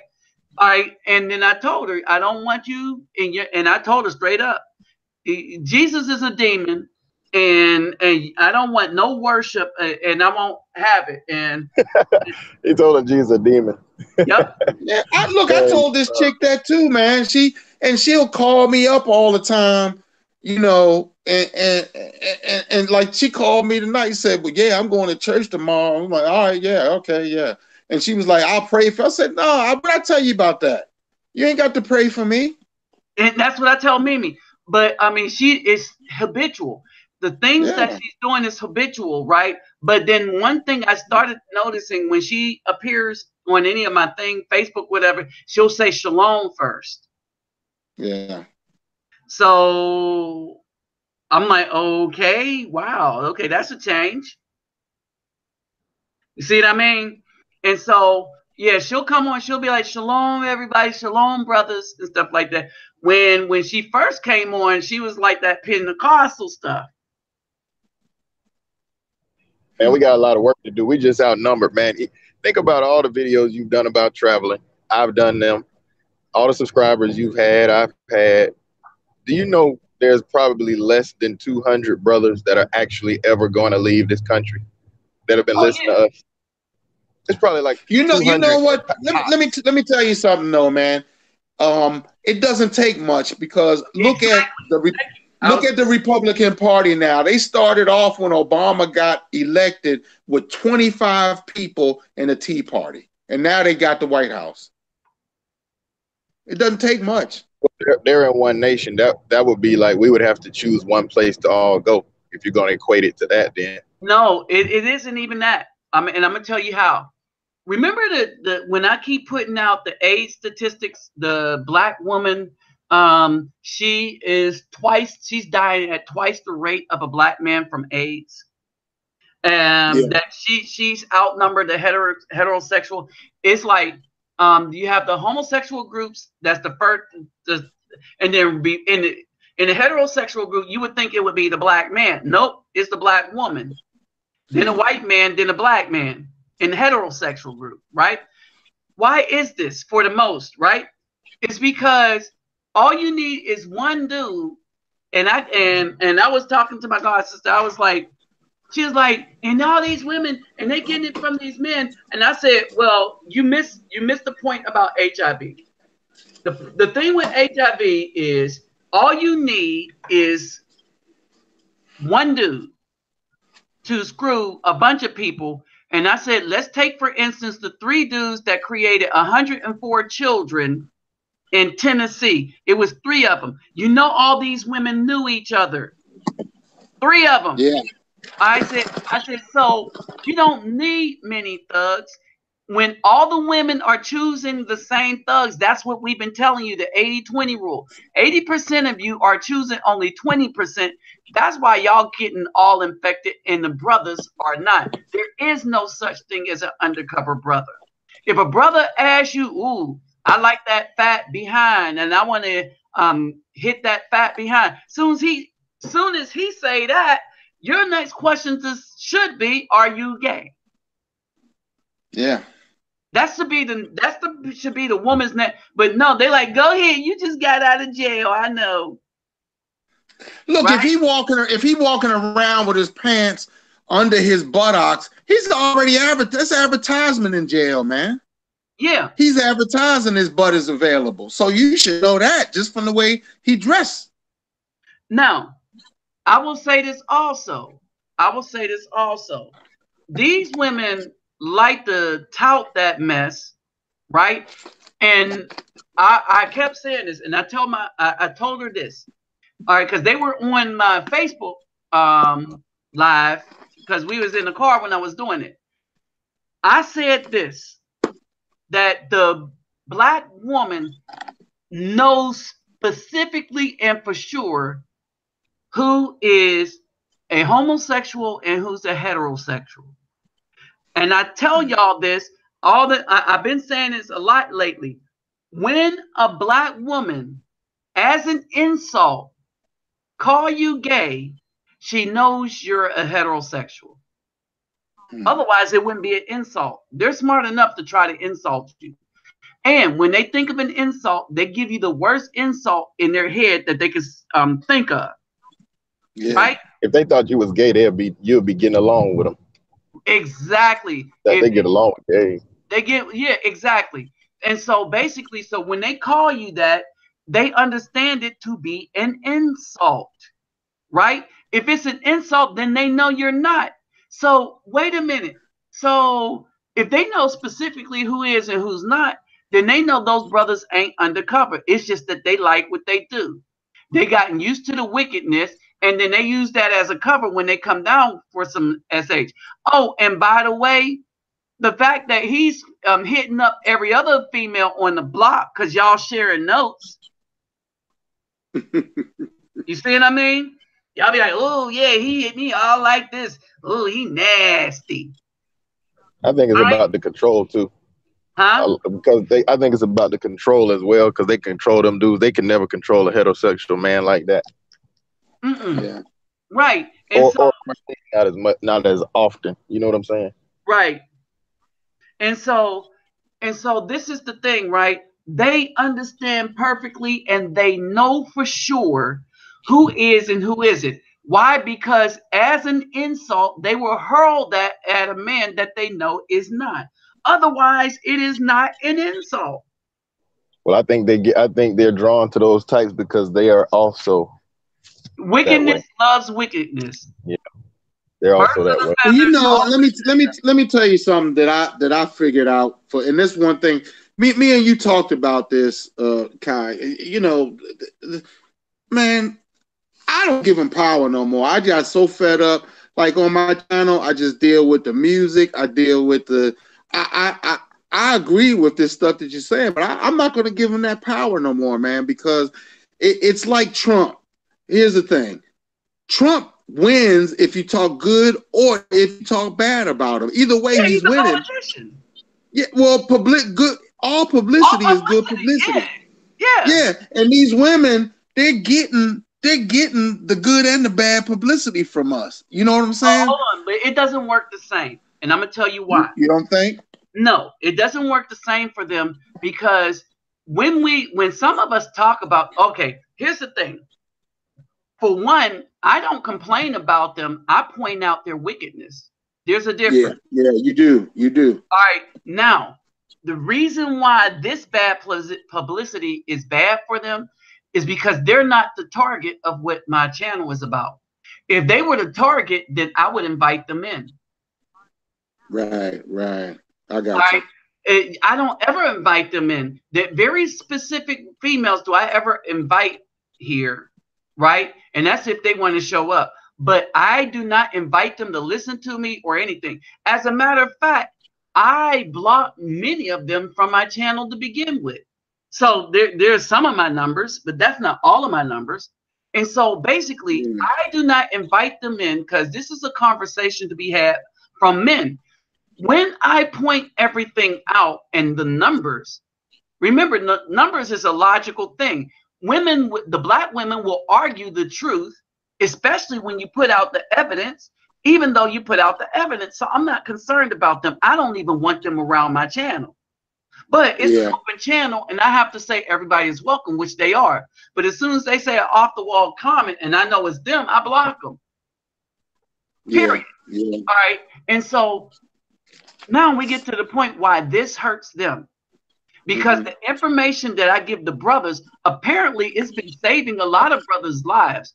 And by a lot, I don't know how much, but there's been quite a few that they said my channel had changed their course. And so what happens is, because I'm not saying, oh, the black women ain't giving me no coochie, so man, they could kiss my black behind. That ain't what I'm saying. As a matter of fact, I'm saying the opposite. If I want coochie, I can get it. I can't get a relationship. You see what I'm saying? All right. Coochie is dime a dozen. Relationship, you don't want one. It's too much of a risk. But why is it a risk? Oh, I pointed out every last risk that there is to include their mentality when they think of Afro men. Like, for all of a sudden, they think this NBA player, because she won a few games, thinks she's on par with Michael Jordan. Yeah. Because LeBron James got 154 million. So they think that they should get the same amount of pay as the men in basketball. Because a dude that sat the bench and only scored 6 points in the men's league, well, he scored 6 points, and that's all he scored all season. And this Caucasian reporter tried to point out, well, see, and that's why these women need to get paid more, because he only scored 6 points on men. Yeah, but on women, he would score 100. Yeah. The NBA, he was probably score 100 if he was coming out of college. All right, the NBA is a joke. The WNBA, I mean, the WNBA is a joke as far as basketball, right? But the mentality of the black women is that even though they're not, hold on, even though that they don't rise to the stature of the men, they think that they should get paid closer to what the men are getting paid. Wait a minute, but their revenue, if you're generous, is only 58,000 a year. So how are we going to pay you 100 million when you and your group of men wannabe only bring in 58,000 a year? All right. Wow. So that's the mentality that we're dealing with. All right. Now we talk about the wickedness that they do. All right. And so I'm like, okay, it's time to leave. Right. So now I'm showing brothers how to leave that want to go. So one of the brothers I helped out with the passport thing, and I'm gonna share with those that are listening what I shared with them. One, if you want to go somewhere, you got to be patient. And if you want to go somewhere, figure it out and see it for what it is. All right. When you all these pictures I'm putting up that you see, these are women in Brazil. These are the everyday women in Brazil. And regardless of what some ignorant buffoon tell you that all the women are fat, out of shape and stuff, you got even fat women in Brazil that have a nice shape. Okay? Oh, yeah. Mm-hmm. All right. The thing is, hey, what's up, Charles Wilton? Yeah, did I say 58,000? I mean 58 million. Thank you, Charles. All right. The thing is this, that you gotta go somewhere with patience, right? Whether you go to the Dominican, and that's why I'm glad all these brothers here, they can speak on each place and tell you what you need to do to get to each place. I'm gonna start off with Brazil. All right, you're going to need a visa, and now the visas are $45 if you do it online.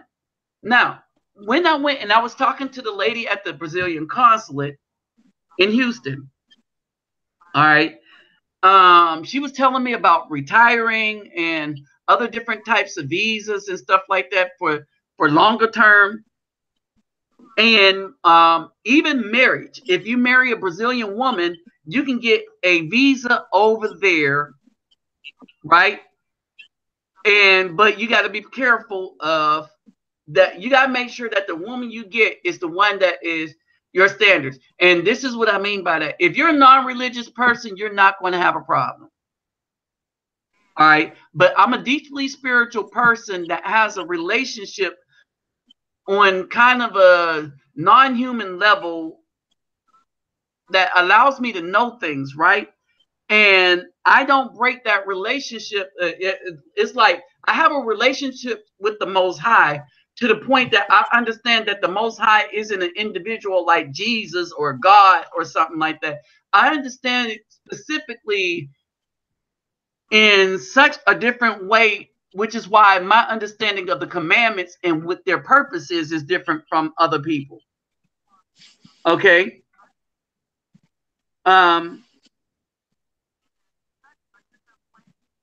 So to get the visa, you get your passport first. You get your itinerary for your first visit next. And then you get your visa, which is $45, right? The thing that's going to cost you the most is the plane ticket, but you're going to be able to stay in a place, have Wi-Fi, eat breakfast every day for, let's say, for 24 to upwards dollars a day. Per day. 24 upwards dollars. And that's without the other meal. That's without the other. That's why I said breakfast, right? So you don't have to buy breakfast, and breakfast is going to be a spread. All right. Oh, now, man. Yeah, they had prosciutto with melon when I went to Brazil. When I was at the Copa. Man, they have a spread, right? For breakfast, yeah, everything, right? So now the next thing is, when you eat, you're going to have to transfer some things into reais, right? Only take $100 bills, and if you're staying only 6 days or less, you need only that first $100 bill. All right. And that the hash you have for that, you're going to have some left over. Right. So that's basically it. And that's enough to eat on the economy, but it's best to use your credit card. All right. It's best. I was on a hangout with a brother the other day. He said $100 a day in Brazil. That's crazy. I know. It sounded crazy to me. That's bull. All right. Y'all know I've been living there. Kind of. I'm been back and forth. And I've been giving away stuff. Right. And I never gave away $100 a day. I mean, I don't know what he's doing for $100 a day. But if he's doing what I think he's doing for $100 a day, you could do it much less than $100 a day.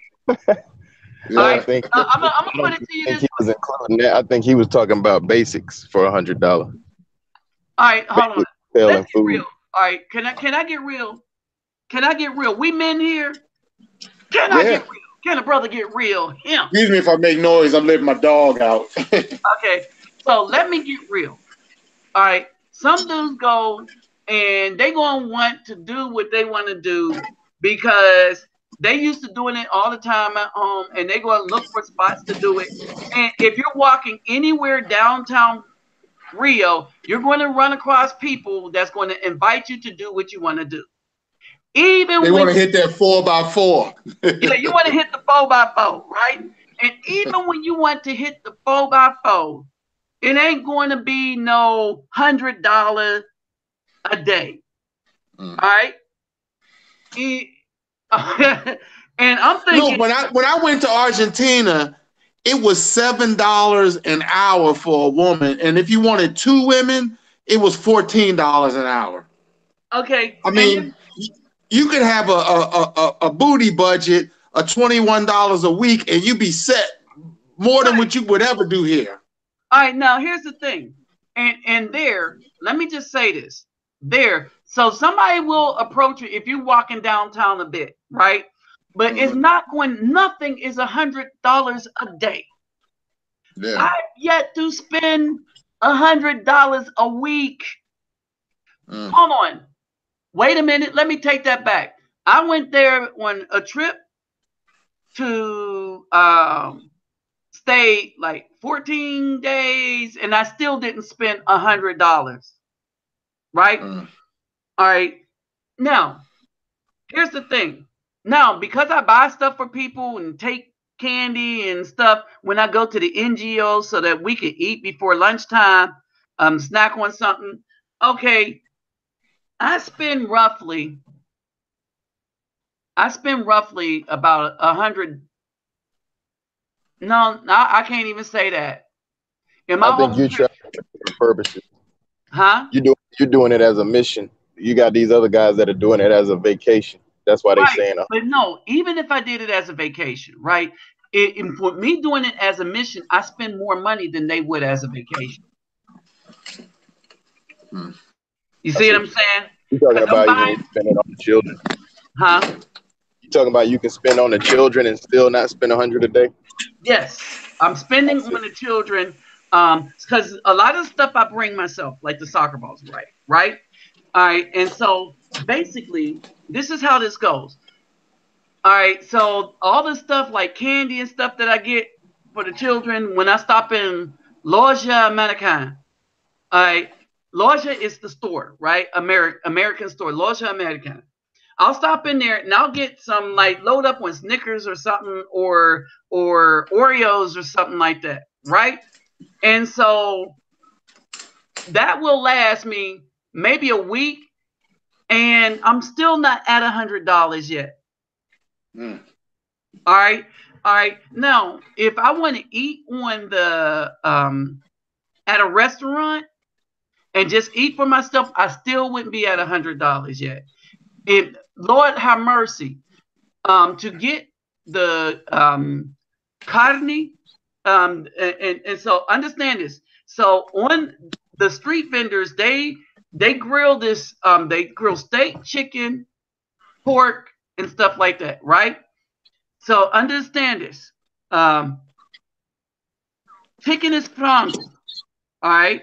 Frango. Steak is carne beef, and then you got carne porco. So no porco. Pork can sound like porco. Okay, so understand this for those that are going. So with them street vendors, that steak stick is 4 hash. That 4 hash roughly comes to $1 something, $1.25 for a steak, big old steak shish kebab. All right, and you're filled up or get two of those, you're filled up, it's good and stuff like that. I'm telling you, you're not going to spend $100 a day. You're not going to spend $100 a week. All right, to spend $100 a week, you have to do some serious shopping, like for clothing and stuff like that. All right. Well, you gotta understand lifestyle too, because these guys probably are in the clubs buying champagne, stuff that you probably don't do. Yeah. Now, if you splurging on, okay, yep. All right, if And you all go to kind of the stuff. club and you splurging on champagne for every big butt you see, yeah, you're gonna be broke. You're gonna be spending $100 a And day. and they're doing a lot of traveling. I don't know if you do that much traveling, moving around in the city, just paying I them do, paying cab fare. but I don't pay cab fare. I got a Okay, train ticket and I got a okay. subway ticket. Yeah, see, they be taking cabs, so All right, that's the so difference. I take the cab, and you're still not going to be at $100 a day. All right, um, unless you're just doing some ridiculous. Just look, these are dudes that don't know how to travel. All right, if you all right, the hotels in Rio, most of them are by the metro. All right, so in order to travel, it costs you 4 hash. Again, 460, 4 hash 60, right? So that's roughly $1.50. All right, it beats the cab, right? So you walk or you take the metro. All right. And so the important thing to know is where you're going to, like Carioca, Gloria, Presidente Vargas, or wherever, right? Where you're going to go to around town. And you could take the subway. Now, the subway has everything. Once you hit town, everything is called out to you in English and in Portuguese. All right. The only problem you have is when you leave town, then your behind need to know where you're going if you're going like out with me. All right. So basically that's that, right? So basically, if to stay reasonably, you just want to see some stuff, it ain't going to cost you $100 a day. Unless you're going on tour, you have to be going on a bus tour every single day for it to cost you $100 a day. Period. But if you want to go down there, chill at the club, and just pay the interest fee to the club, which is 10 or 20 hash. So, hey, how much is a hash to the dollar? Let's say how many hash is a? I was about to get into that. The hash right now is 360 to $1. 3 hash 60 to $1. All right. But they look at it like it's $1. One hash is looked at like with $1. One hash is looked at as $1. Like, well, they don't have a 1 hash. They have 1 hash coin, right? So if you give a child a 1 hash coin, you gave them something. Where do you stay when you're there, Nabi? So some of the time I stay in Hilango. All right, so that's up near the favela. But is it like I'm saying? Is it a Airbnb? Is it a hotel? What is it? No. That some of the times I would stay up by Mimi's house. I stayed over Selmina's house, but mainly I always rent a hotel. All right, so when I rent my hotel room, I rent it for the days that I'm there, and I pay basically like $30 to $50. I've never paid over $50 a night. Okay. And that was the very 4-star hotel that I stayed in, where I paid $50 a night. And when I say $50 a night, I'm talking including taxes. So that's like the Copacabana. Yeah, so Copacabana. You can stay at Copacabana and all this stuff cheaply if you know how to pick your hotels off of sites like I use Priceline and Travelocity. And you're not staying at the American hotel or the No, big chains, the big no. hotel chains. I You can got you. you can Yeah, pick that's them. I stay at the ones. I'll stay at the ones for what I want. Like say I want. I feel like I'm getting back in shape. I'm gonna pick the one with the gym. That Okay. one that you stayed at where you showed the film of it was actually nice, man. You took us out on the balcony Yeah, they're and like that. All the ones that I yeah, go to are pretty much like that. yeah. All right. And so, all right, one is called Airport de Anthem, right? And that's going to be the lowest one, right? But that one has a balcony. That's the balcony Mimi was on. The other one, the other two don't have balconies, but they have a rooftop pool. All right. That's Windsor, Astoria, and Grande. I forget the Grande one, right? All right. So those are the three hotels that I stayed at. Now, and there's one more across from Windsor Astoria, but I forget that one. These are all good hotels. And I stay there basically because of the breakfast you get in the morning. Okay. Now, the the two on Senator Dantas, who is Senator Dantas? That's Senator Dantas Street. They're next to the train, right? The other two you have to kind of walk to the train. All right. And so basically that's that, right? Now, if you're going to stay there and you want to see a little bit, and you want to travel around town, it's best to use the subway. And so if you can get a subway card, right, and you can reload it with your credit card. All right. Or you could just load it as you go. It's the is same this price, stuff pretty whichever. efficient? Is it as efficient as it is here? Huh? Is their mass transit efficient as an American? Man, they make the American mass transit look like garbage. Okay. Hold on. And not only that, when I'm going into the favela, all right, a lot of times I use the white van that's, the drug dealers own, and they're efficient. It's really, really efficient. That's a problem when you go to the islands or Africa. You're not gonna find that. No, this is very, very efficient, regardless Yeah. of who's running it, whether it's the drug dealers or the government. Hey, what's up, Michael Duncan? Gotcha. All right, so it's very, very efficient. Um, in Rio, all right, so Rio is where the hotels are, but I don't stay, a lot of times I don't stay in Rio. I'll stay out closer to the favela. So that's about 2 hours away by train and by metro. Okay. Thank you, David Bowman. All right. So by train and by metro, all right, I stay, it's like 2 hours away. And so basically, it is inexpensive if you know what you're doing. All right. It behooves you to have a credit card. Because say you meet that special someone because you got that lucky. Because it's lucky anywhere in the world when you meet somebody the first day. Okay. I'm just saying. Anywhere is lucky. But to meet somebody, it takes time. But if you meet somebody, you can go to a restaurant and have a nice meal. So my meals that I like the best, I like their spaghetti down there that they have. And so that's like 15, 16 hash, right? So that's $5. You see what I'm saying? So I'm eating lasagna for dinner, $5. Yeah, I wasn't vegan yet when I went down to Argentina, and when I first went down there, I bought a steak dinner. We talking, it must have been about a 12-ounce steak. It was huge for me and my wife. I was married at the time. We both had a steak dinner with arugula and a bottle of wine.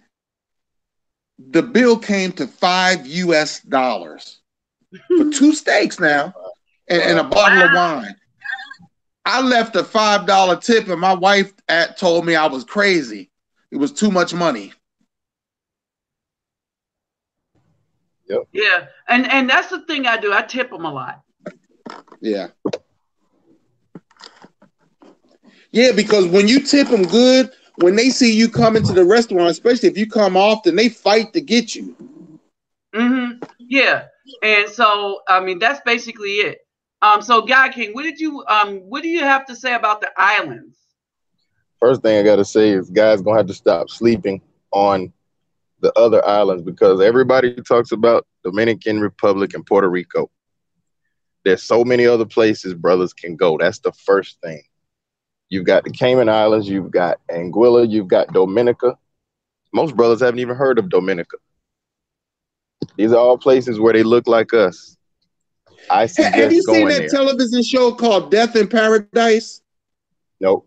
It's about one of the. It's like a detective show, but it takes place in one of those islands that you mentioned. I forget which one. Probably the Caymans, because the Caymans. It's French. It's French. They speak French there. Okay. No, not the Caymans. Hold on. Who speaks French? French? Is one of the others. Actually, no, it's English. I'm wrong. It's English. It probably is the Cayman. Yeah. Well, the rest of them speak English. All the ones I just named speak English. And that's another thing. I'm glad you're bringing that up because the islands is less of a language barrier for us. Yeah. If you're not talking about Dominican Republic and Puerto Rico, most of those places speak English pretty well. The women are very receiving of us, just like y'all are talking about Brazil. It's the same way in these islands. Y'all already know. It's cheap land because I'm talking about long term. See, I'm not doing this short term traveling like a lot of guys are doing, like those dudes I was on the hangout with I told you about. It's Saint I'm looking Marie. to try to move. Yeah. Oh, Saint Martin? No, it says Saint Marie. I'm looking at the overview of this show. Yeah, Saint Marie. Is that the city? No, it says a detective inspector transferred from London to the island of Saint Marie in the Caribbean. I don't even know that one. That's one I'm sleeping on. The production location, though, is in Guadeloupe. Okay, yeah. But no, it's tons of places. Aruba, Curacao, and Aruba, those down there near Colombia. Got a lot of Colombians that are there. But these places, I mean, they're good. It's just it's overrun with Christianity. I don't know how y'all feel about that.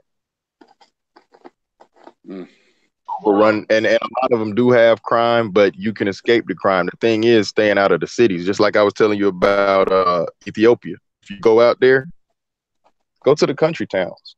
Yeah. That's how Argentina was too. I lived in the heart of Buenos Aires. I lived in Palermo, and there was a lot of crime around there. But when I went down south towards like cities like Mar del Plata and Santa Teresita, when I went to places like that, man, there was no crime virtually. And we used to just ride mopeds. And then the English built the subways in Argentina, so the subway was a fantastic, because when the English come to colonialize a place, first thing they do is build a train system. Yep. And their train system was just not, you could get to anywhere in the country. Like from where I lived in the middle of the city, I could catch a bus or a taxi anywhere I went, and it better the bus, and then I could get to a subway that was like 4 blocks from my house. So you walk to the subway. From that subway, I could get to anywhere in the country. It will connect me to a train station to get to anywhere I wanted to go. Yep. Now, in the United States, you can't do that. Nope. I was going to say, be careful in the DR too for some brothers, because they're starting to work out deals with the U.S. government to where those women can come to Washington for child support from American men. Oh, yeah. And that's crazy to me. They've actually done that. I guess they figured there was a lot of brothers running down there. So they say, okay, we're going to get them. We're not going to let them run. They want to keep us in chains. Yeah. That is the whole point of what, and you know what? I won't be surprised if black women try to block us from getting passports legally. Yeah. Yeah, of course. But I think it's certain states right now. I want to say Massachusetts and a few more, New Jersey.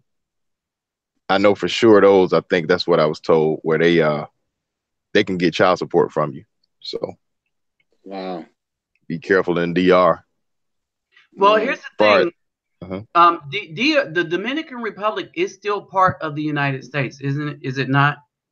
No, no, no, it's not. It's not Puerto annexed. Rico It's is. actually Puerto Puerto Rico. I know Rico part of is. Puerto Rico Spain. is. No, Dominican Republic is not, but it may as well be. You know, Right. with that going on. And Yeah. that's kind of evil. That's wickedness right there. Yep. All Yeah. right, and this is to show you the United States has been using the child support thing as enslavement. Period. And that's why I kept saying that the black woman is the number one slaver in the United States of Yeah. Yep. And they want to get the child support money from her. Like they I tell you what they would do.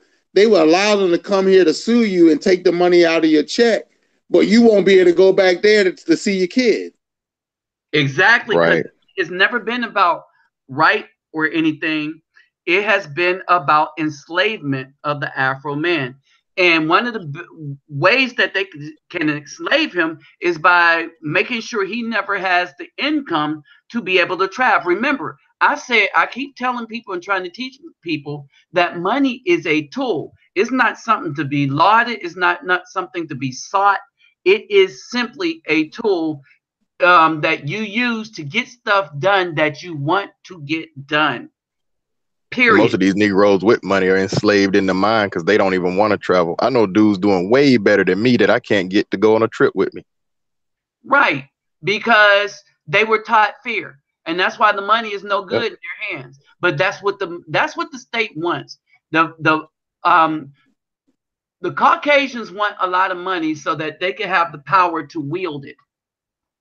All right. Right. And Most black folks have never left their city, let alone their state. Exactly. You know, and here's the problem.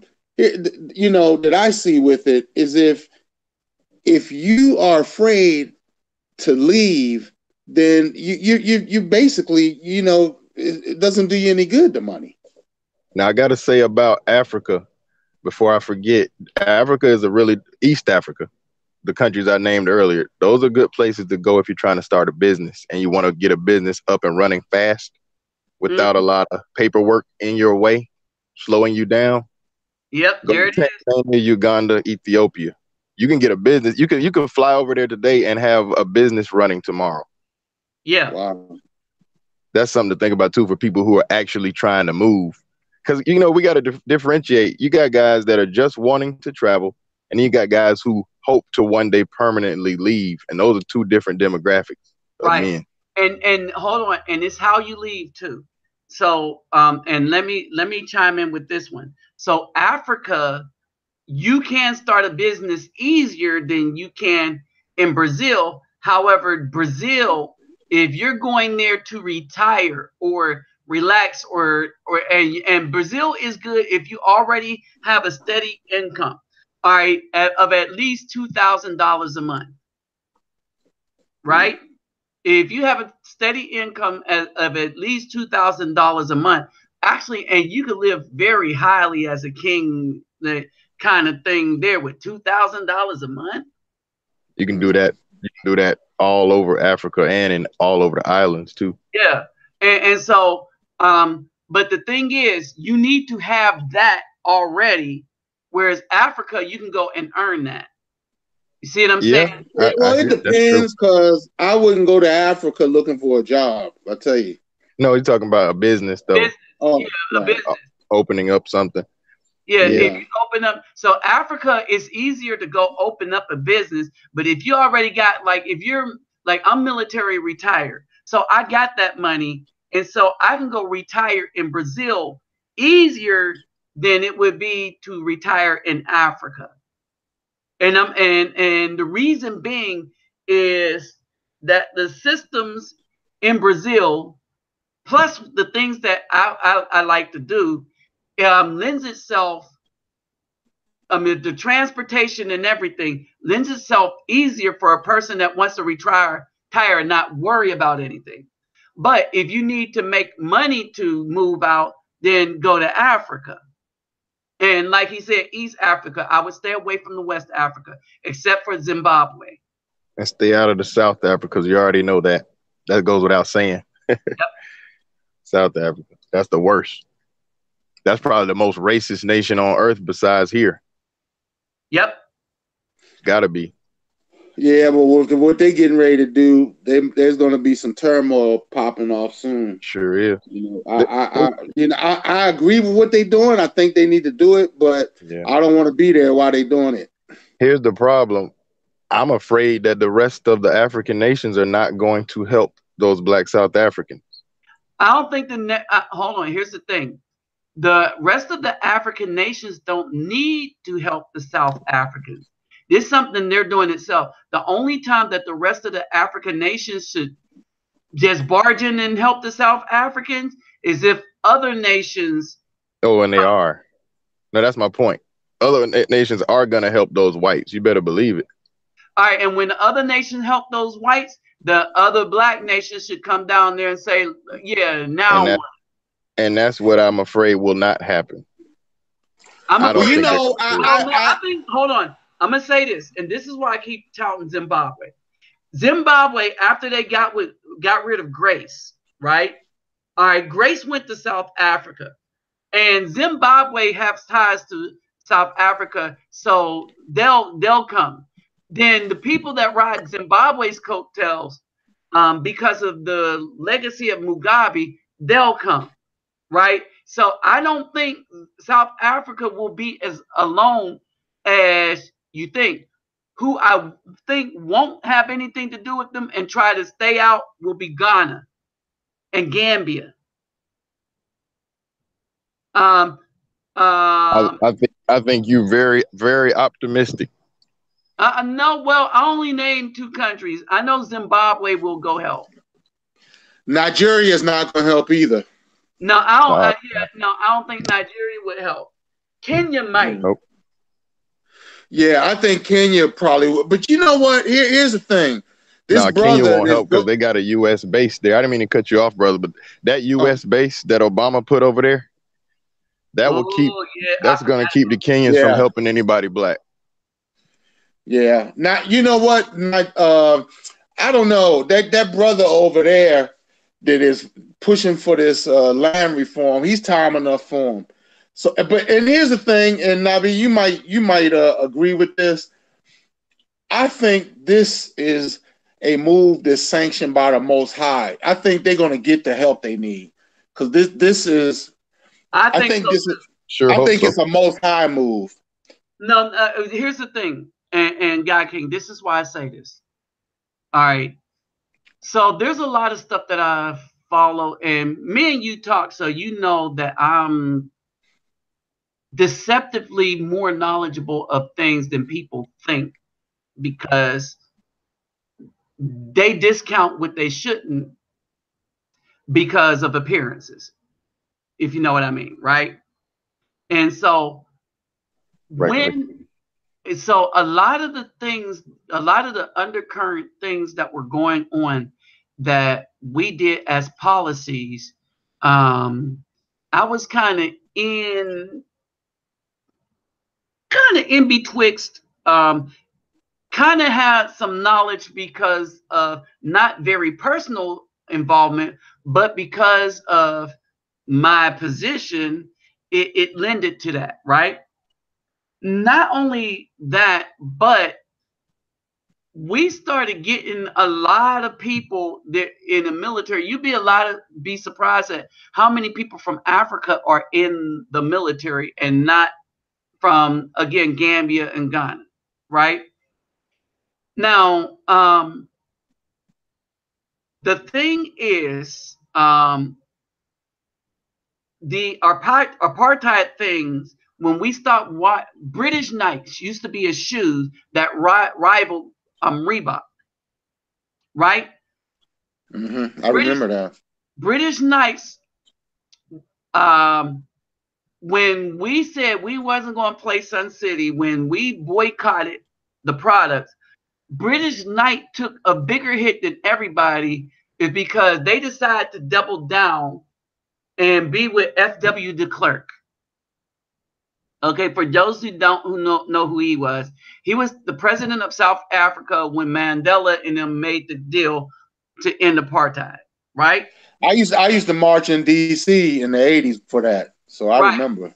Okay, so basically what happened is this, that over a period of time, people are getting sick everywhere of how white people are doing people. And nothing is the linchpin for all of this stuff than South Africa. As a matter of fact, the only people supporting the Caucasian people there are other Caucasian people. But you got a powder keg is about to happen.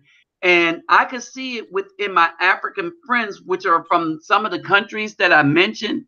But there are other countries that's kind of sick and tired of Caucasian people too.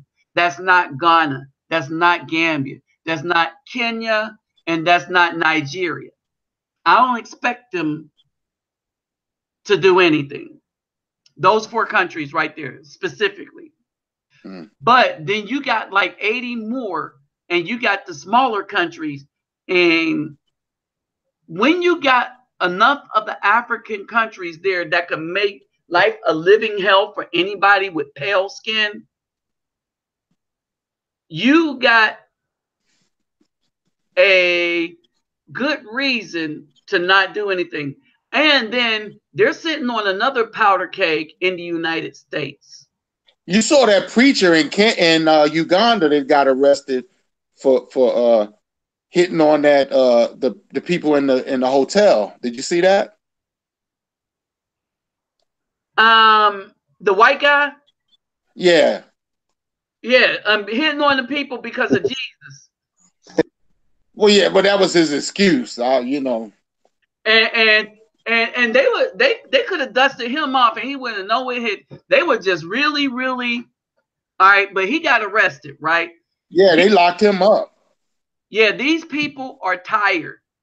And I have a bunch of friends who are tired.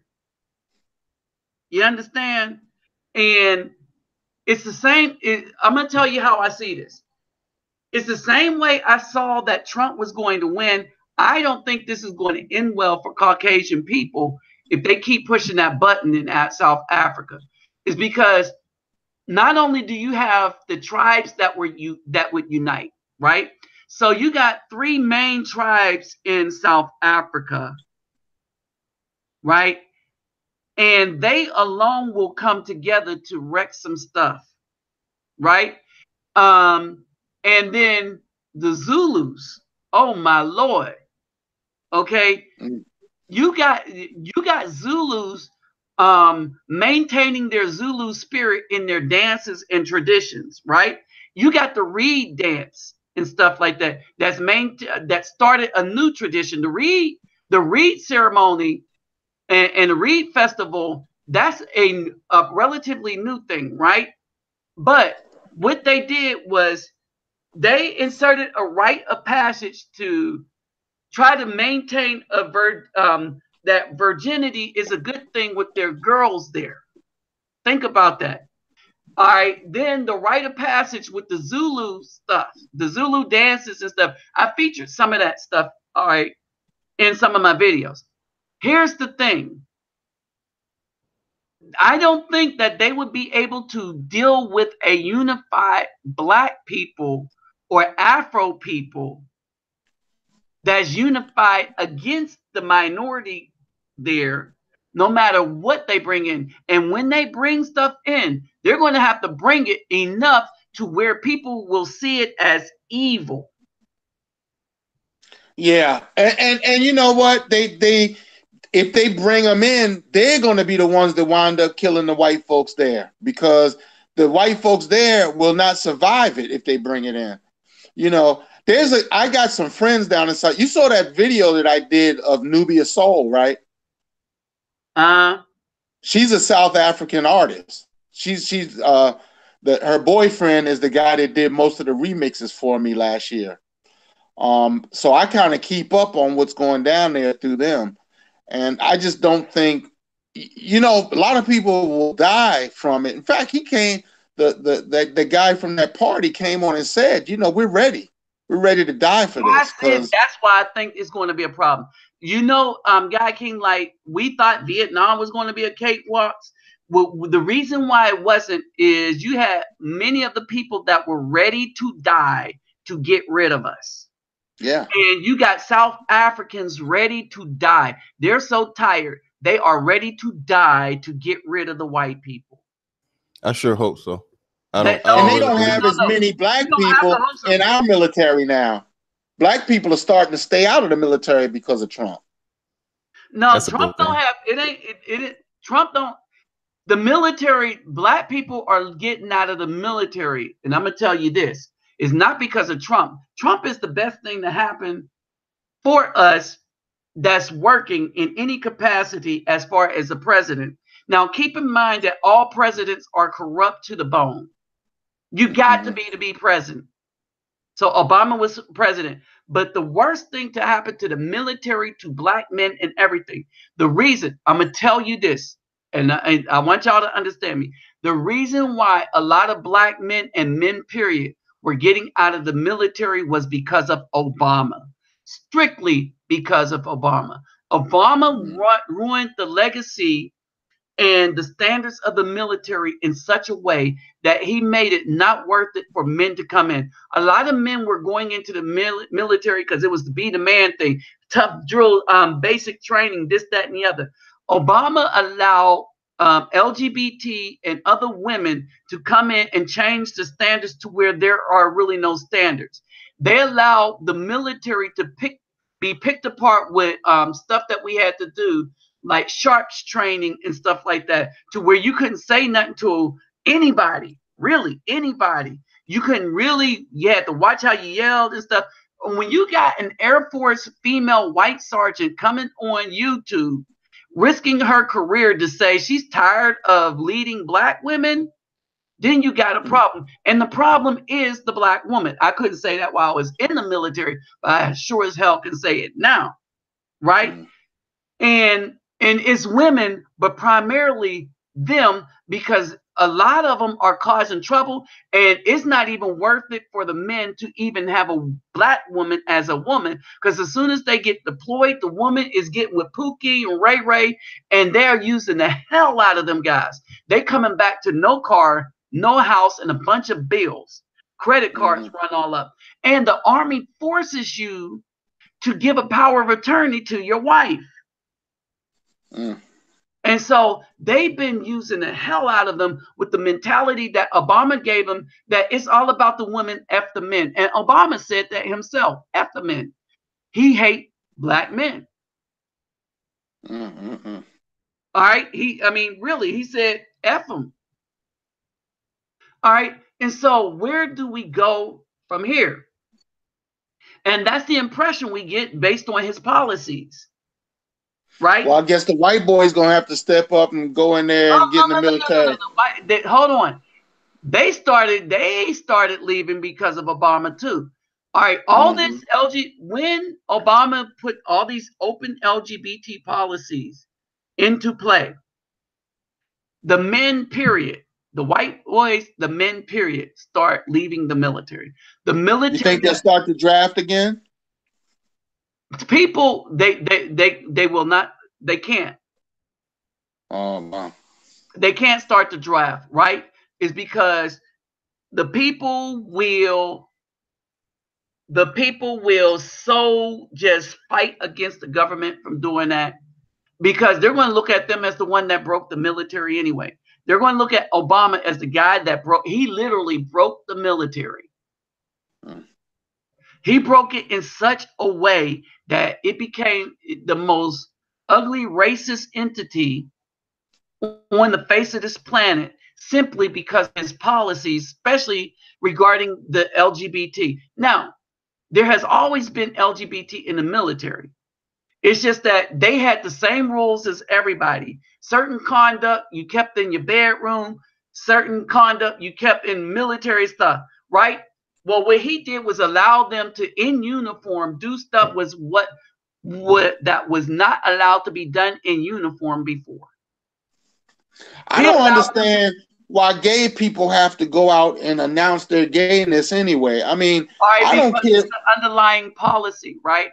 The whole thing with the LGBT thing has never been about the rights for LGBT. They've always had rights. It was privilege that they were looking for. All right. And it wasn't even privilege with them. They were the linchpin or the test piece, so that when the real privilege that the people that was funding these LGBT, so what was happening is y'all are not familiar with NAMBLA, the people that's funding the LGBT. They want a particular privilege, all right, but they... Are you talking about for like messing with little boys and stuff? Yeah, come on, man. That's why I mentioned just the organization, Pirate Brain. I'm sorry. Yeah, you gotta let people look some stuff up. Yeah. Right? Now, so as we get into that, right? They funded all this stuff from the 70s on, right? Because they were thinking long term. Right? They've been doing, people were doing what they were doing undercover, but they was thinking long term to show people how disgusting they really are. Right? And not the LGBT. I'm saying the people that the regular hetero people that supported all them, to show them that you have no moral ground to stand on, not spiritually, not at all. Because spiritually, you didn't stand against it. Because here's the thing, and what they can do in NAMBLA is point out, you have no spiritual foundation. You have no religious foundation for denying them what they want. Because after all, when they push for just same sex, just little rights, all right, you was for them. And then you went as grand as same sex marriage. All right, so you have no spiritual foundation, you have no political foundation, you have no moral foundation to refuse anything else that they want.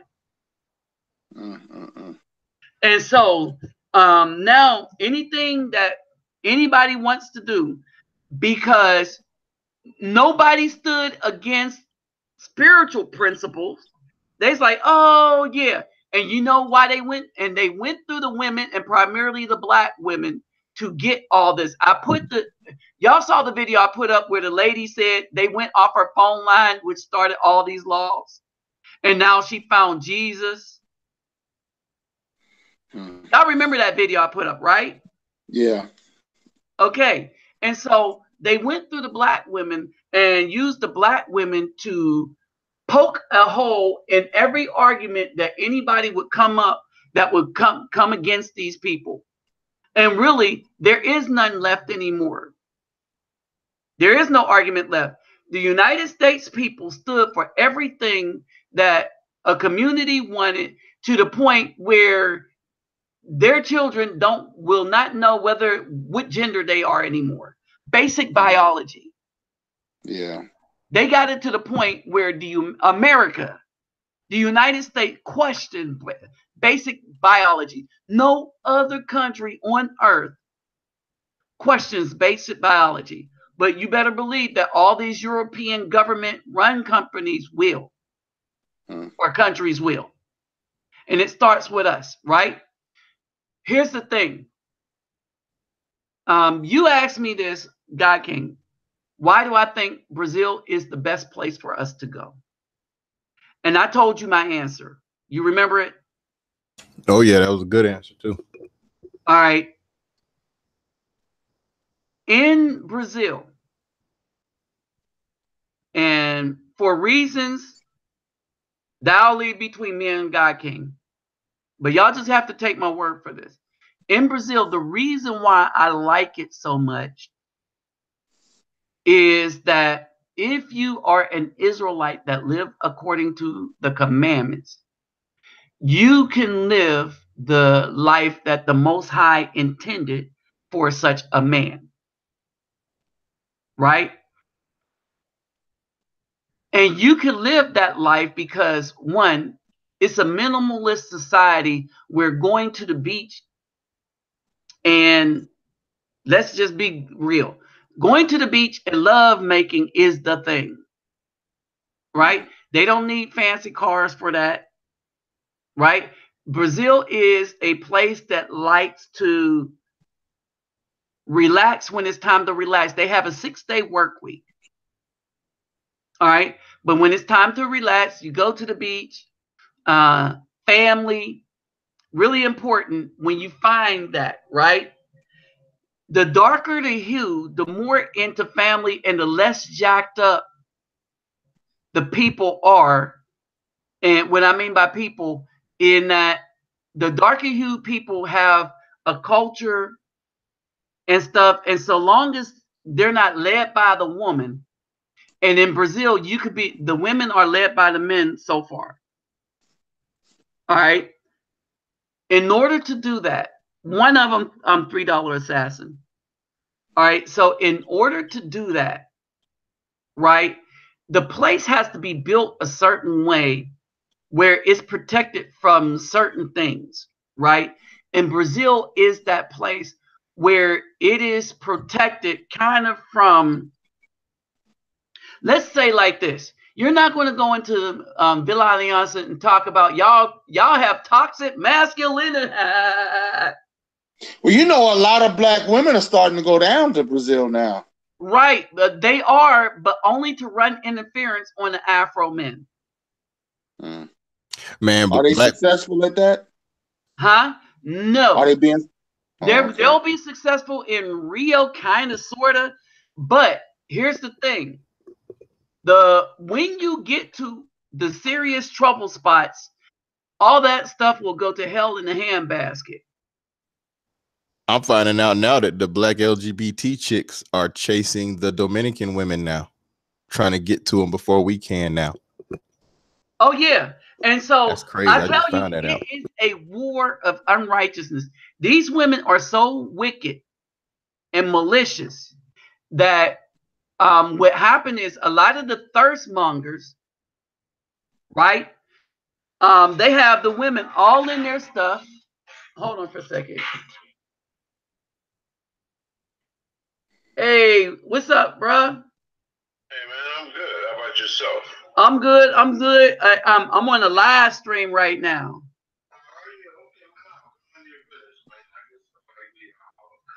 Oh, how's everybody doing?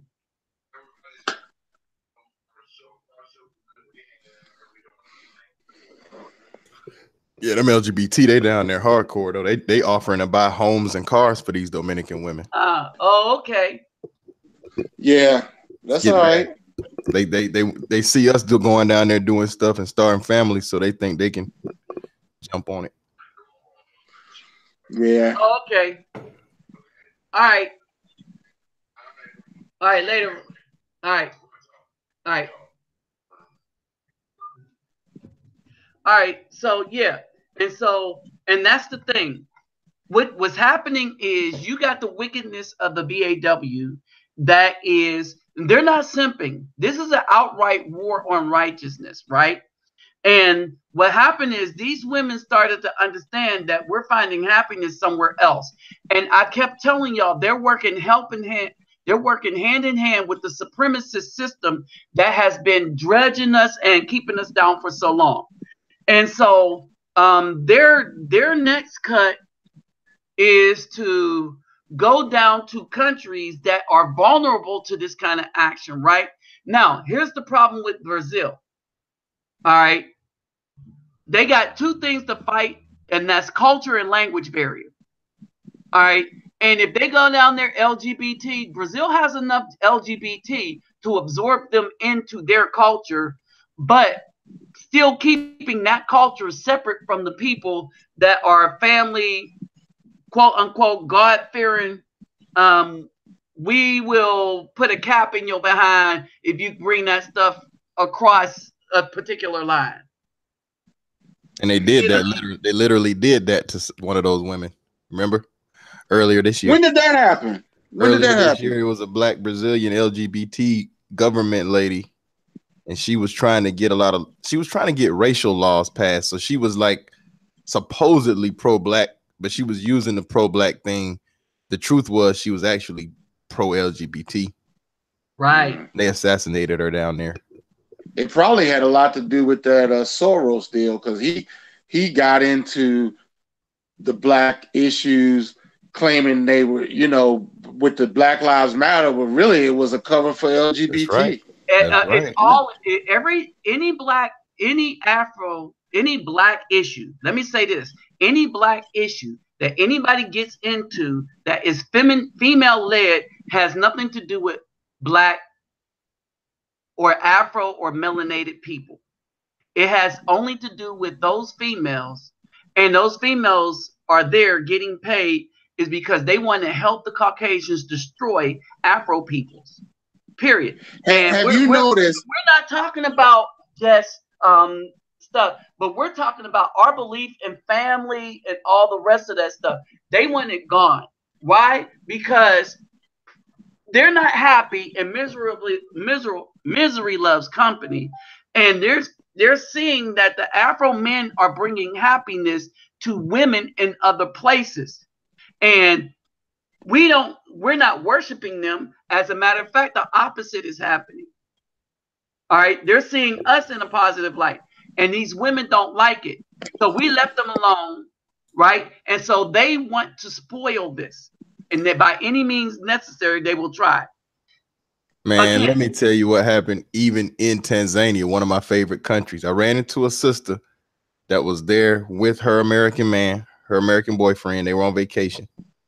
She was upset that I was with an African chick, and she had a man with her.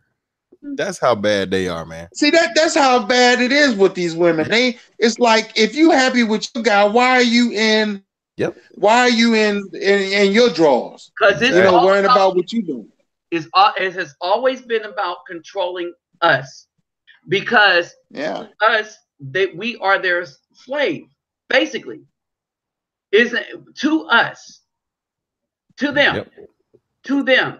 They see the Afro-American male as their slave, and that's what they want, because they want us to worship them, and we're not doing it. We're just not doing it. See, here's an issue that I take. The women are always talking about how we not protect them, whatever. But this is so simple. It's so deceptively simple that it's actually crazy, man. If we wanted to end the white supremacy today, all we have to do is strip down our buying consumerism down to the basic necessities. And all we need is if we stripped it down to say, okay, all we need, keep the car you got, stop buying new cars, don't buy no more televisions, stop buying all these expensive clothes. Remember we used to wear fish heads back in the day? Buy fish heads, buy the basic necessities for food. The economy would collapse, and they would say, okay, uncle, but they would end it right there. But see, black women, they have to go into these Chinese nail salons, even though they're getting their butts beat. They got to do spend all kinds of money, run up debt, and then you get people online, synthetically talking about white supremacy. Well, if you stop being a consumerist, you wouldn't have to deal with it. Right. You don't even have to go into a store today. You can buy something online. Most of these people online are not really trying to get done with white supremacy. Let's just be honest. Exactly. That's my whole point. That's my whole point. You could finance them a move overseas and they wouldn't take it. Exactly. They would stay here. Yeah. They're in love with it. And then also, I'll tell you something else. Every time you see a white supremacist, first thing they haul out your mouth is go back to Africa. Well, I think I told you Nabi, a few months ago. I set up a GoFundMe page. I said I wanted to go back to Africa. I need enough money to go back there and survive. I didn't get a dime. So but yet, you know, you got somebody like George Zimmerman pop off a black kid and he get damn near $1 million. Mm-hmm. Yep. You see, so they don't want us to leave. They tell us we need to leave, but they can't work without us because they don't want to do the work. Do you know That's if we started leaving in droves, they would close the airports? They would close everything down. They would shut it down. It would be shut down completely. Because the country couldn't function without. Look, they got rid of the Latinos, and now nobody's picking the fruits and vegetables. Yep. Next year, the fruits and vegetables are going to be so high because they rotting on the trees this summer. Wow. Yeah. So you know, this thing about they want us out, it's all a fake. It's all a fake out. They don't want us out. They don't really want the Latinos out because they don't have nobody to do the work, the farm work. You know, it's funny, if they ever did get us out, if they let us leave and we wanted to leave, do you know they would turn on each other and destroy each other in 1 century? They'd be done. They doing it now. Of course. If you look at it, look at it. White folks can't have kids. They having less kids. They not replacing themselves. Right. And if you look at all the plagues that are happening now, and Kai, Nabi, you know that this is biblical. They are getting burnt by plants now. I mean, they're getting these plants are burning their skin. They're getting sunburn. They getting these incredible amounts of cancer. The plagues are hitting them. They just not putting it on the news. You know what? You bringing that up. That's fun. I want to ask you and Nabi, if we were to all leave, and if in the future we were still living when America fell, how do y'all feel about coming back? Like if white supremacy had fallen. But this is our land, so I would come back because maybe that's where we're supposed to come. I don't know. See, yeah, it's interesting. I mean, the thing is, the point is, this is our land, right? We just they tried to keep us hidden, keep that information hidden from us. All right. Blacks helping them keep it hidden more than anything. Yep, exactly. Yeah, exactly.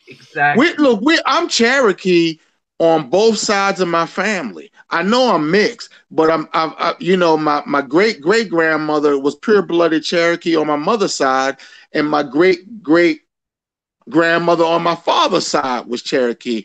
That makes me a lot of Cherokee. Mm-hmm. But the part they don't talk about it. But the part about it is the Cherokees are nothing but us anyway. Yeah, exactly. That's the whole point. You know, that's the whole point. But yet, as melanated people, we can't get that Cherokee money that they get that they getting because it's right. Wow. So I think he got cut off. Did you get cut off? I think they knocked him off of here, or maybe he lost connection. I don't know. Oh yeah, because he is. I don't know what he did. He probably did something. He know how to get back on. But anyway, so basically, that's an interesting question. Oh, there he is. Yeah, I got cut off. I don't know. It just cut off. YouTube said, shut up. Yeah, I was saying that we can't get that money that the Native Americans get. But yeah, you got all these white folks that you like, the questionable Cherokees, and they getting access to the money. Yep. There's so much evidence that we was all over this nation before slavery. So much evidence. Yeah. You can't get blacks to a lot of people don't know California was named after a black woman, after a native. Yeah. Yeah. You know, Queen Khalifa. Yeah. Mm-hmm. It's amazing. But yet we can't get any type of reparations for anything. Even though Native Americans were supposed to get it, we couldn't get it. Even though we can't we supposed to get the civil rights deal. And then they turned around and call it minorities, and then they renamed us African Americans. So we're not even getting the civil rights benefits. Everybody else is getting it but us. We keep allowing it. And then they saying, oh, we talking about reparations now. And then reparations in terms of what? Like a free college education. Well, what good is that now? They will give everybody a universal basic income. Have you heard of that? They're Yeah, $500 a month. Yeah, they're talking about that. They'll give everybody that before they give us reparations. Yeah, so they will never help to level the playing field for us. No, it's not gonna happen. Yeah, we're gonna have to leave. I just think it's too many brothers and sisters, of course, who are just comfortable here, man. We just gotta face it. They're comfortable. In fact, me and Nabi have talked about this many a times. One reason why I started my channel is I want to build it up so I can have me a business that I can do anywhere. And not necessarily I'm dependent on YouTube. I want to build it up outside of YouTube, but YouTube is my jumping off point, you know. Yep. That's why they like to get rid of our channels, because they know you want to do that. Yeah. So many of us have problems with the YouTube police. Yeah. But here's the thing, and that's the other thing, and people are aware of that on my channel. I help do a lot of stuff with my channel. That's my purpose of it. And I wake people up, right? But again, that makes me an adversary. I'm good with that. You need to talk to Lisa Cabrera and Willie D, because they fought it, and Lisa Cabrera just got the most money that you can get from small claims court. She won her lawsuit. I'm surprised they let it go to court. Usually they'll just give the person what they want instead of well, she wanted it to go to court because she wanted to set a precedent. Now they can't mess with her channel no more. What's her name? Lisa Cabrera. Okay. She has a really good. How was they messing with her channel? What was her channel about? Well, she talks about a lot of the stuff that's going on. Like, she talked about the Bill Cosby deal. She talks about the opioid crisis, and it's really good. I mean, you know, considering all the stuff that a lot of black women deal with, she doesn't deal with none of that stuff. I would call her a sister. You know what YouTube gonna do to her now, though? They're gonna kill her channel to where they're not even gonna send her notifications out. They're not gonna allow her to get new subscribers. Watch, you'll see in the future.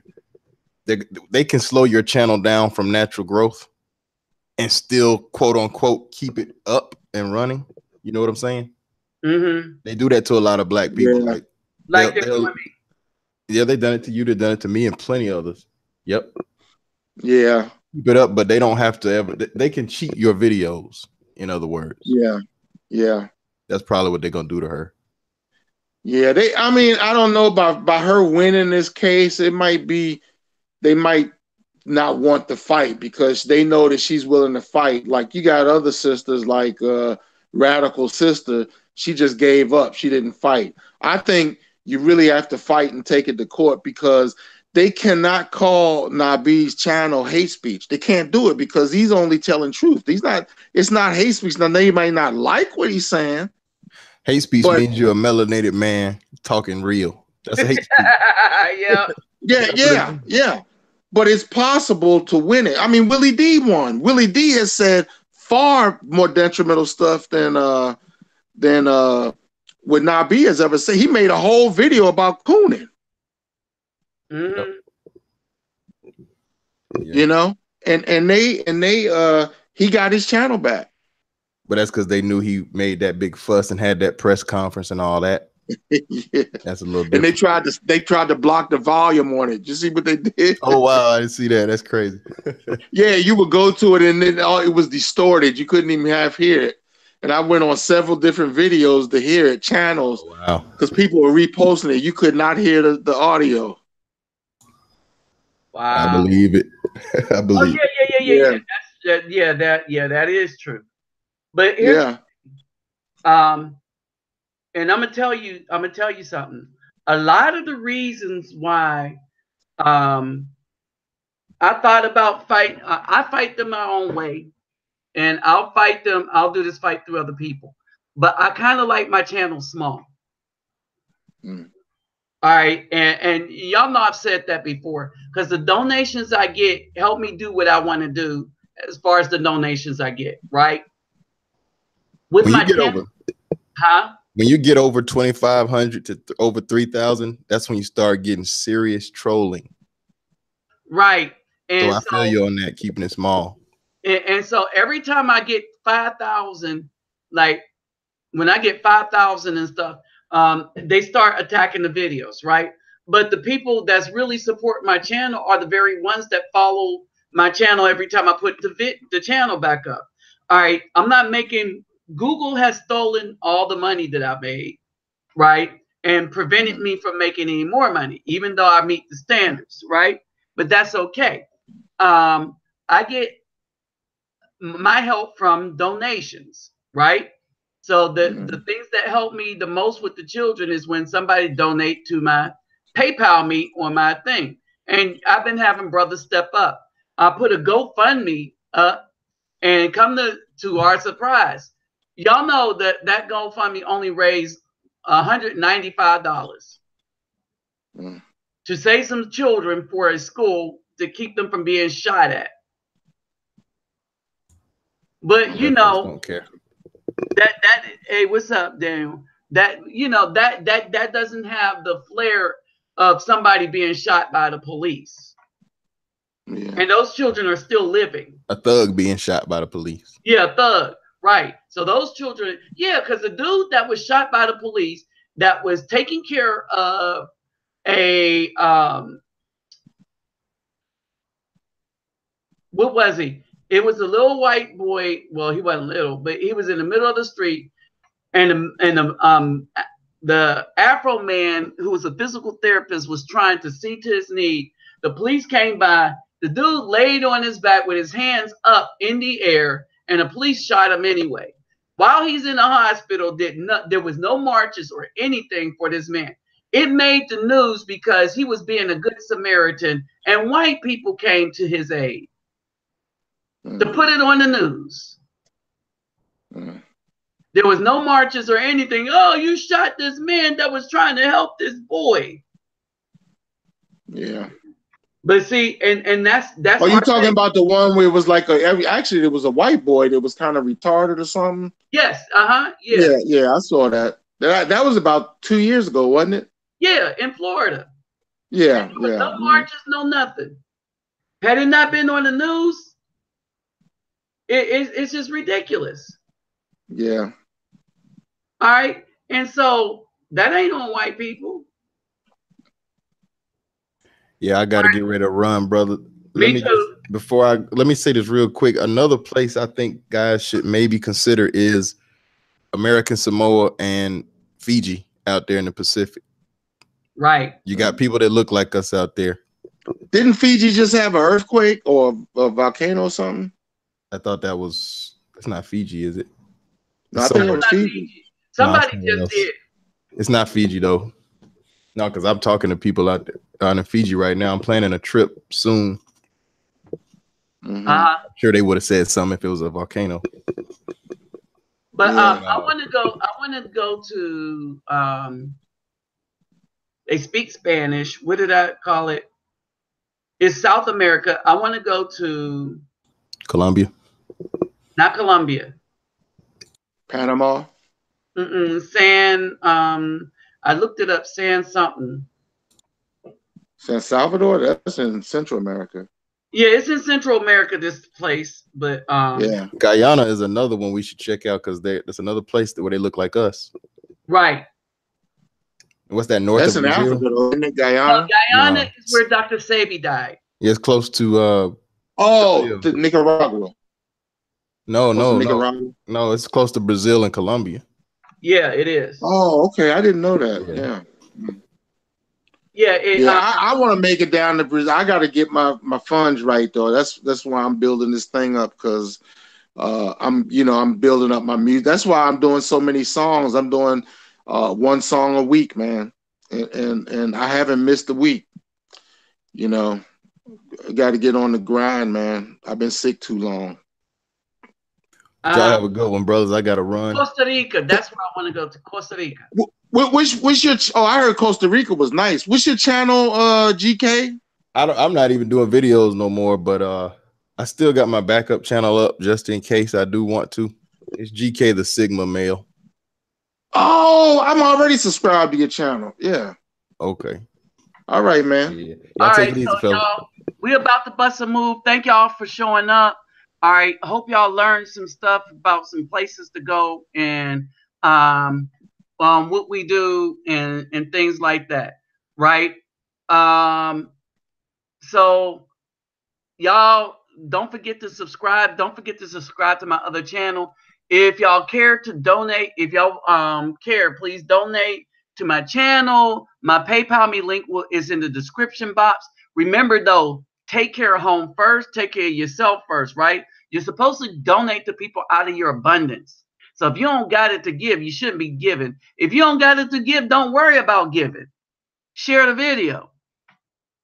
See, that's what you could do. So that's how you support the channel. Share the video. You want to share something? Go to my GoFundMe that I sent the link to, and some of y'all probably got it on.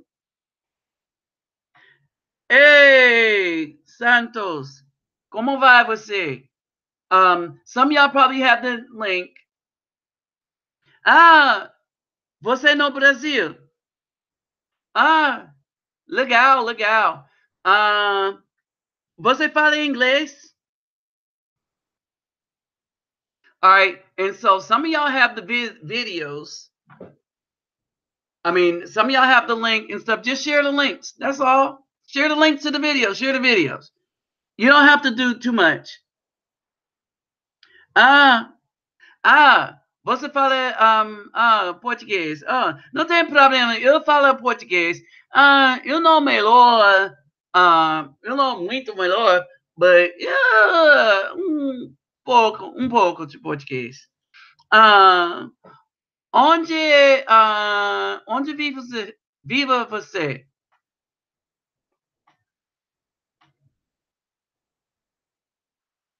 Onde mora? Onde mora você?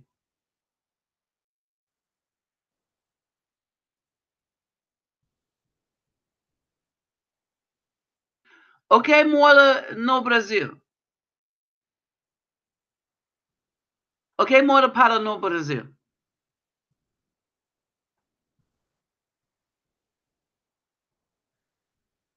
Santo.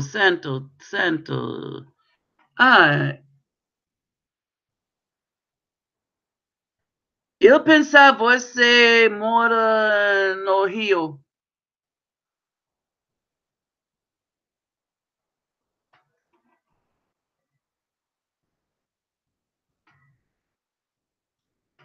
Well, eu voltando agora, eu terminar um vídeo ao vivo.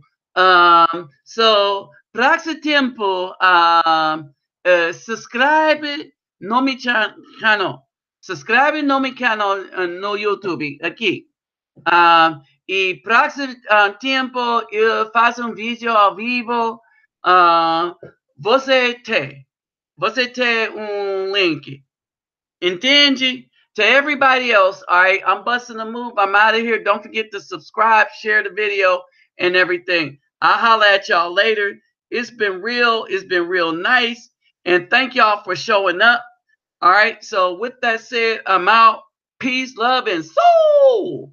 All right, bros.